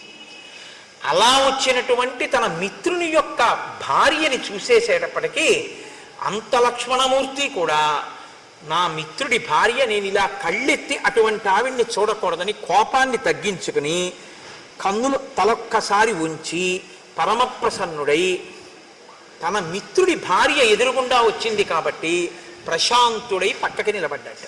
ఇప్పుడు తారంది, కిం కోపమూలం మనుజేంద్రపుత్ర కస్తేన సంతిష్టతి వాంగ్మిదేశే కశుష్క వృక్షం వనమాపతంతం దావాగ్ని మాసీదతి నిర్విశంక. లక్ష్మణ, ఏమి అలా అక్కడ నిలబడిపోయావు? ఎండిపోయినటువంటి చెట్లతో కూడినటువంటి వనంలో దావాగ్ని ప్రవేశిస్తే అటువంటి దావాగ్నితో కూడుకున్నటువంటి పెద్ద అగ్నిహోత్రం ఎండిపోయిన చెట్లని కాల్చుకుంటూ వస్తుంటే ధైర్యంగా దానికి ఎదురు వెళ్ళిన వాడు ఎవరు? ఎవరు నీకు అపకారం చేశారు? కిమయం కామవృత్తస్తే లుప్త ధర్మార్థ సంగ్రహ భర్త భర్తృహితే యుక్తే నచైనం అవబుధ్యసే. లక్ష్మణమూర్తి అన్నారు, నీ భర్త ధర్మార్థ కామముల యొక్క సమన్వయాన్ని మర్చిపోయి కామోపభోగమునందు అనురక్తి కలిగి చెయ్యవలసిన కర్తవ్యాన్ని విడిచిపెట్టేసి ప్రమాదాన్ని కొని తెచ్చుకుంటున్నటువంటి విషయం నీకు తెలియదా తారా? నచింతయతి రాజ్యార్థం నాస్మాన్ శోకపరాయణాన్ సామాత్య పరిషత్ తారే కామమేవోపసేవతే. ఆయన రాజ్యాన్ని పట్టించుకోవట్లేదు, మంత్రుల్ని పట్టించుకోవట్లేదు, మంత్రులకి దర్శనం ఇవ్వట్లేదు, కేవలం కామాన్ని సేవిస్తున్నాడు. అలా ఉండడం తప్పు కాదా? సమాసాంశ్చతుర కృత్వా ప్రమాణం ప్లవగేశ్వర వ్యతీంతాంస్తాన్ మదవ్యగ్రో విహరన్నావబుధ్యతే. ఆయన ప్రత్యుపకారం చేస్తాను అని రామచంద్రమూర్తికి మాట ఇచ్చి రాముడి వలన ఉపకారం పొంది సమాసాం చతుర 4 నెలలు అయిపోయినా కుత్వా ప్రమాణం ప్లవగేశ్వర చేసినటువంటి మాట మరిచిపోయి వ్యతీతాంస్తాన్ మదవ్యగ్రో మదం చేత తాను చెప్పినటువంటి మాట తప్పిపోయి ఇలా తిరుగుతుండడం తప్పు కాదా అంటే తారంది, నకోపకాల క్షితిపాలపుత్ర నచాతి కోప స్వజనీ విధేయ తదర్థకామస్య జనస్య తస్య ప్రమాదమప్యర్కసి వీరసోఢుం. నాయనా లక్ష్మణ, నువ్వు కోపించవలసినటువంటి సమయం ఇది కాదు. 2, నీ వారి యందు నువ్వు కోపం పెట్టుకోవచ్చా? నీ స్వజనుడయా సుగ్రీవుడు, తప్పు చేస్తే నువ్వు దిద్దాలి, అంతేకాని నువ్వు ఆయన మీద కోపం పెట్టుకోవడం ఏమిటి? కాబట్టి నువ్వు ఈ కోపాన్ని వెంటనే విడిచిపెట్టేటటువంటి ప్రయత్నం చెయ్యి. పైగా సుగ్రీవుడు కామాన్ని అనుభవిస్తూనే నీ కార్యాన్ని సాధించడానికి కావలసినటువంటి ప్రయత్నం చేస్తున్నాడు. సైన్యాన్ని పిలిపించడానికి నీలుడికి ఆదేశం ఇచ్చి ఉన్నాడు. ఈ మాట చెప్పారు కాబట్టి లక్ష్మణమూర్తి ఆగారు. హనుమ ఆనాడు వచ్చి ఎంత రక్షించారో చూడండి. కాబట్టి అధిక గుణములు కలిగినటువంటి వాడు ఎప్పుడూ కూడా తక్కువ గుణములు కలిగినటువంటి వాడిని క్షమించగలిగినటువంటి వాడై ఉండాలి. అంతేగాని అధిక గుణములు కలిగినటువంటి వాడు నీచమైన గుణములున్న వాడి పట్ల క్రోధంతో ఉంటే దానివల్ల ఉపకారం ఏముంటుంది? కాబట్టి నీ కోపాన్ని నిగ్రహించుకో. జానామి రోషం హరివీరబంధో జానామి కార్యస్య చ కాలసంగం జానామి కార్యం తయ్యత్కృతం నః తచ్చాపి జానామి యదత్ర కార్యం. చేసినటువంటి పని ఏమిటో నాకు తెలుసు, చెయ్యనటువంటి పని ఏమిటో నాకు తెలుసు, వేళ మించిపోయిందని నాకు తెలుసు, ఇప్పుడు చెయ్యవలసినటువంటి మహోపకారం ఏమిటో కూడా నాకు తెలుసు. తం కామవృత్తం మమ సన్నికృష్టం కామాభియోగాచ్చ నివృత్తలజ్జం క్షమస్వ తావత్ పరవీరహంత తద్భ్రాతరం వానరవంశనాథం. నాయన, విశేషమైనటువంటి కామం చేత సిగ్గు అనేటటువంటి మాట విడిచిపెట్టి భోగం అనుభవిస్తూ సుగ్రీవుడు ఇప్పుడు నా దగ్గరే ఉన్నాడు లోపల మందిరంలో. అటువంటి సుగ్రీవుణ్ణి నీ సోదరుడిగా భావించి నువ్వు క్షమించవలసింది. మహర్షయో ధర్మ తపోభికామాః కామానుకామాః ప్రతిబద్ధమోహాః అయం ప్రకృత్యా చపలకపిస్తూ కథం నన సజ్జేత సుఖేషు రాజా. ఇంతకాలం ఎక్కడో పర్వత శిఖరాల మీద తిరిగాడు, సుఖం అంటే ఏమిటో తెలియదు. ఇంతకాలానికి రాజ్యము భార్య దొరికాయి కాబట్టి కామంలో అన్నిటినీ మరిచిపోయాడు. కాబట్టి నాయన, నీవు ఈ విషయాన్ని దృష్టిలో పెట్టుకొని, సుగ్రీవుడు నీకు దాసానుదాసుడు, ఆయన అవసరమైతే దేన్నైనా మీకోసం విడిచిపెట్టేస్తాడు. తదాగచ్చ మహాబాహో చారిత్రం రక్షితం తయా అచ్చలం మిత్రభావేన సతాం దారావలోకనం. లోపలికొచ్చి సుగ్రీవుణ్ణి చూడు. సుగ్రీవుణ్ణి నువ్వు చూడడానికి అభ్యంతరం ఏంటి? ఆయన భార్యలతో కూడి ఉండగా లోపలికి అలా వస్తానంటావా? మిత్రుడైనటువంటి వాడు, మంచి నడవడి కలిగినటువంటి వాడు, భార్యాసహితుడైన మిత్రుణ్ణి చూడడానికి లోపలికి వచ్చినా ఏమీ దోషం లేదు. లోపలికి రమ్మని వెళ్ళాడు లక్ష్మణమూర్తి. రుమని ఒక తొడ మీద కూర్చోపెట్టుకుని చుట్టూ వానరకాంతలతో కామోపభోగాన్ని అనుభవిస్తూ కనుగుడ్లు తిరుగుడు పడుతూ బాగా మధుపానాసక్తుడై హారములు చెదిరిపోయి ఉన్నాడు ఆ సుగ్రీవుడు. లక్ష్మణమూర్తిని చూడగానే ఒక్కసారి ఎగిరి ఆ పైనుంచి కిందకి దూకాడు, ఆసనం మించి నిలబడ్డాడు. నిలబడితే లక్ష్మణమూర్తి అంటారు, లక్ష్మణమూర్తి యొక్క ఆగ్రహం ఎలా ఉందో వాతావరణం కూడా అలాగే ఉంది. కాబట్టి ఎస్తు రాజాస్థితో ధర్మే మిత్రాణం ఉపకారిణం విద్యా ప్రతిజ్ఞాం కురితే కోనృశంసతర స్తత. మిత్రుడికి ఉపకారం చేస్తాను అని చెప్పి ఆ మాట మరిచిపోయినటువంటి వాణ్ణి క్రూరుడు అని పిలుస్తారు. శతం అశ్వానృతే హంతి సహస్రం తు గవానృతే ఆత్మానం స్వజనం హంతి పురుషానృతే. ఒక గోవుని ఇస్తానని ఇవ్వని వాడు ఒక గుర్రాన్ని ఇస్తానని ఇవ్వకపోతే 100 గుర్రాల్ని చంపేసినట్టు, ఒక గోవుని ఇస్తానని ఇవ్వకపోతే 1000 గోవుల్ని చంపినట్టు. మనుష్యుడికి ఒక ఉపకారం చేస్తానని చెయ్యకపోతే వాడు తన బంధువుల్ని చంపి తనని తాను చంపుకున్నట్టు. కాబట్టి మాట ఇచ్చి తప్పిన వాడికి ఎప్పుడూ ప్రాయశ్చిత్తం లేదు. బ్రహ్మగారు చెప్పారు ఒకనాడు, సుగ్రీవ బ్రహ్మగ్నే చ సురాపే చ చోరే భగ్న వ్రతే తథా నిష్కృతార్ విహితా సిద్భి కృతజ్ఞే నాస్తి నిష్కృతి. బ్రహ్మహత్య చేసిన వాడికి, సురాపానం చేసిన వాడికి, దొంగతనం చేసిన వాడికి, వ్రతం చేస్తానని చెయ్యని వాడికి నిష్కృతి ఉంది. కానీ కృతజ్ఞుడై చేసిన ఉపకారం మరిచిపోయిన వాడికి మాత్రం ఒక్క నాటికి ప్రాయశ్చిత్తం లేదు. కాబట్టి ఈ గ్రామ్య భోగాన్ని అనుభవించడం మానేసి చెయ్యవలసిన ఉపకారాన్ని చెయ్యి, లేకపోతే వాలి వెళ్ళిన మార్గం మూసుకుపోలేదని గుర్తుంచుకో. రాముడు చెప్పాడు ఈ మాట అని చెప్తే, తారా మహాతల్లండి, ఆవిడ వెంటనే లేచంది, నాయనా నువ్వంత కోపంగా మాట్లాడకూడదు. ఎందుకో తెలుసా? ఒక్కటే కారణం, రాముని వలననే ఈ రాజ్యం కలిగింది, రాముని వలనే ఈ సుఖం కలిగింది. సుగ్రీవుడికి ఆ విషయం తెలుసు. కానీ ఎక్కడ మిలిక పెట్టిందో చూడండి. అంత మధుపానాసక్త అయ్యున్నా, అంత భర్తతో భోగింపబడుతూ కనుగుడ్లు తిరుగుడు పడుతూ తను బయటికొచ్చినా లక్ష్మణుడు ఇంకా మళ్ళీ ఇంకొక మాట మాట్లాడకుండా ఉండడం కోసం ఎక్కడ బంధనం వేయాలో అక్కడ వేసేసిందంతే. వేసేసేటప్పటికి ఇంత లక్ష్మణమూర్తి ఇక మాట్లాడడం కుదరలేదు. ఆవిడంది, నాయన నువ్వు ఇవాళ ఈ మాట అంటున్నావు, కానీ ఒక్క మాట గుర్తుపెట్టుకో, సహిప్రాప్తం నజానీతే కాలం కాల విదాంబర కోపానికి లొంగిపోయి మాట మరిచిపోతే అది పెద్ద విశేషమా? కాబట్టి దాని గురించి నువ్వు అంత మనసులో పెట్టుకోకూడదు, క్షమించు. ఇప్పుడు లక్ష్మణుడు ఇంకో మాట అన్నాడు అనుకోండి, విశ్వామిత్రుడి మీద మాట పెరుగుతుంది. తన గురువుని తాను అవమానింపజేసుకోవచ్చా? విశ్వామిత్రుడు అంతటి వాడు లొంగిపోయాడు అంది. అందుకని మీరు రాముడి దగ్గర నిల్చోండి. కాబట్టి ఆయన ఏమి బెంగ పెట్టుకోవద్దు నాయన, కార్యం జరుగుతుంది, విడిచిపెట్టు. అప్పుడు లక్ష్మణమూర్తి చెప్పినటువంటి మాటలకి సుగ్రీవుడు ఆ తార చెప్పిన మాటలకి లక్ష్మణమూర్తి శాంతించారు. సుగ్రీవుడు లేచి నిలబడి, నాది పొరపాటైపోయింది, నా తప్పు మన్నించు, నేను తప్పకుండా ఉపకారం చేస్తాను. నా ఐశ్వర్యము ప్రాణస్థా శ్రీశ్చ కీర్తిశ్చ కపిరాజ్యంచ శాశ్వతం రామ ప్రసాదాత్ సౌమిత్రే పునఃప్రాప్తం ఇదం మయా. ఇవన్నీ నాకు రాముడి వల్ల వచ్చినవి. కాబట్టి ఆయనకి నేను ఉపకారం చేయడమా? ఆయన వెనక వస్తే చాలు, కార్యాలన్నీ నడిచిపోతాయి. ఆయనే ఈ 3 లోకములను శాసించగలడు. ఒక బాణంతో 7 సాలవృక్షములను, పర్వత శిఖరమును, పాతాళాన్ని కొట్టినవాడు రావణుణ్ణి కొట్టలేడా? ఏదో నాకు కీర్తినివ్వడానికి వెంట రమ్మంటున్నాడు. తప్పకుండా వస్తాను, ఉపకారం చేస్తానన్నాడు. హనుమని పిలిచారు. దశ దిశల నుంచి వానరముల్ని పిలవమన్నారు. అబ్బో, ఎన్ని పర్వతాల నుంచో, మహేంద్రగిరి, హిమవత్ పర్వతము, వింధ్యాచలము, కైలాసము, సముద్రాల దగ్గర నుంచి, తాపవనం దగ్గర నుంచి, పద్మతాళవనం నుంచి, అంజనాద్రి నుంచి, మనస్సిల గుహ, మేరు పర్వతం, మహారుణ పర్వతం నుంచి అనేక మంది వానరులు, కొన్ని కోట్ల మంది, 3 కోట్ల మంది అంజనాద్రి నుండి, అలాగే అష్టాద్రి నుండి 10 కోట్ల మంది, 1000 కోట్ల మంది కైలాస శిఖరం మించి, హిమవత్ పర్వతం మించి కొన్ని వేల కోట్లు, ఎర్రటి వర్ణం కలిగినటువంటి వాళ్ళు వింధ్య పర్వతం మించి కొన్ని కోట్లు, ఇంతమంది వానరులు బయలుదేరి వచ్చేశారు. వచ్చేస్తే రామచంద్రమూర్తి దగ్గరికి సుగ్రీవుడు లక్ష్మణ సహితుడై వెళ్ళాడు. వెళ్ళి పాదముల మీద పడి నమస్కరించాడు.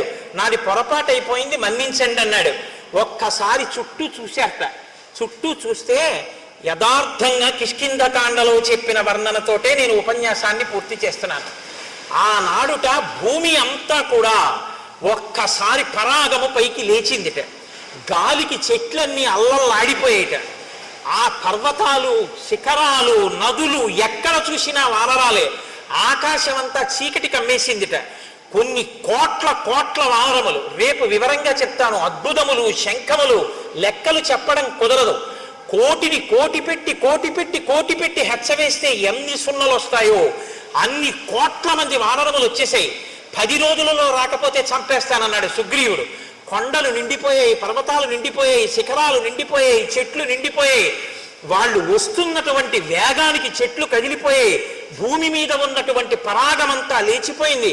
ఎక్కడ చూసినా భల్లూకములు, లాంగూలములు, వానరములతో కిష్కింద చుట్టుపక్కల అంతా నిండిపోయి వానరములనేటటువంటి వర్షం వచ్చిందా అన్నట్టుగా ఉండిపోయింది. అంతా చీకటి కమ్ముకుపోయింది. అటువంటి చోట పరమ సంతోషంతో రామచంద్రమూర్తి మనసు చల్లబడింది. అందరూ సంతోషించారు. సుగ్రీవుడు లేచి రామచంద్రమూర్తికి నమస్కరించారు. రామచంద్రమూర్తి ఎంతో ప్రసన్నులయ్యారు. ఒక్కసారి ఆ వానరులందరి వంక చూశారు. ఓ, వర్షం వచ్చే ముందు మేఘాలతో ఆకాశం ఎలా నిండుతుందో అలా నిండిపోయింది ఆకాశమని సాక్షాత్తు వాల్మీకి మహర్షి వర్ణించారు. అందరి మనసులు చల్లబడ్డాయని వర్ణించారు. యథార్థంగా అదే స్థితిలో ఇవాల్టి ఉపన్యాసాన్ని నేను పూర్తి చేస్తున్నాను. రేపటి రోజున దీని యొక్క వివరణ రేపు సాయంకాలపు ఉపన్యాసంలో చేస్తాను. మనకేం భయం లేదు. తక్కువేమి మనకు రాముండొక్కడుండు వరకు. ఆయన అనుగ్రహం కిష్కింధకాండలో ఇంకా సీతాన్వేషణానికి హనుమ బయలుదేరిపోతున్నారు. ఇంకన్నీ చల్లని వార్తలే, చల్లబడిపోవాలి. కిష్కింధకాండ చివరికి వచ్చేటప్పటికి మీకు యథార్థం చెప్తున్నాను. ఎందుకంటే ఇక మంగళవార్తలు ప్రారంభం అయ్యాయి. అంతే, లోకం కూడా చల్లబడింది. ఇన్ని వానరములు వచ్చేటప్పటికి మరి వాయువేగం ఎలా ఉంటుందండి? ఒక్కొక్కడు ఎంతంత వేగం. అందుకే చూడండి ఎలా ఉందో వాతావరణం కూడా. శ్రీరామాయణం ప్రత్యక్షంగా ఆవిష్కరింపబడింది. మనం రామనామం చెప్పి మంగళం చెప్దాం. కోరి కొలిచిన వారికెల్లను కొంగు బంగారు రామనామము, రామనామము రామనామము రమ్యమైనది రామనామము, అండపిండ బ్రహ్మాండములకు ఆధారమైనది రామనామము, రామనామము రామనామము రమ్యమైనది రామనామము, వాదభేదాతీతమగు వైరాగ్యమే శ్రీరామనామము, రామనామము రామనామము రమ్యమైనది రామనామము, సకల జీవులలోన వెలిగే సాక్షిభూతము రామనామము. రామనామము రామనామము రమ్యమైనది రామనామము. నీలమేఘశ్యామలము నిర్మలము శ్రీరామనామము. రామనామము రామనామము రమ్యమైనది రామనామము. శాంతి సత్య అహింస సమ్మేళనము శ్రీరామనామము. రామనామము రామనామము రమ్యమైనది రామము. రామనామము రమ్యమైనది రామనామము. పండు వెన్నెల కాంతి కలిగిన బ్రహ్మనాదము రామనామము. రామనామము రామనామము రమ్యమైనది రామనామము. దట్టమైన గాఢాంధకారము రూపుమాపును రామనామము. రామనామము రామనామము రమ్యమైనది రామనామము. మంగళాశాసనపరైః మదాచార్య పురోగమైః సర్వైశ్చ పూర్వైరాచార్యైః సత్కృతాయాస్తు మంగళం. మంగళం కోసలేంద్రాయ మహనీయ గుణాత్మనే చక్రవర్తి తనూజాయ సర్వభౌమాయ మంగళం. ఉమాకాంతాయ కాంతాయ కామితార్థప్రదాయినే శ్రీగిరీశాయ దేవాయ మలినాథాయ మంగళం. కరచరణకృతం వా కర్మవాక్కాయజం వా శ్రవణనైనజం వా మానసం వాపరాధం విహితం వా సర్వమేత్తక్షమస్వ శివ శివ కరుణాబ్ధే శ్రీమహాదేవ శంభో. సర్వం శ్రీ ఉమామహేశ్వర పరబ్రహ్మార్పణమస్తు.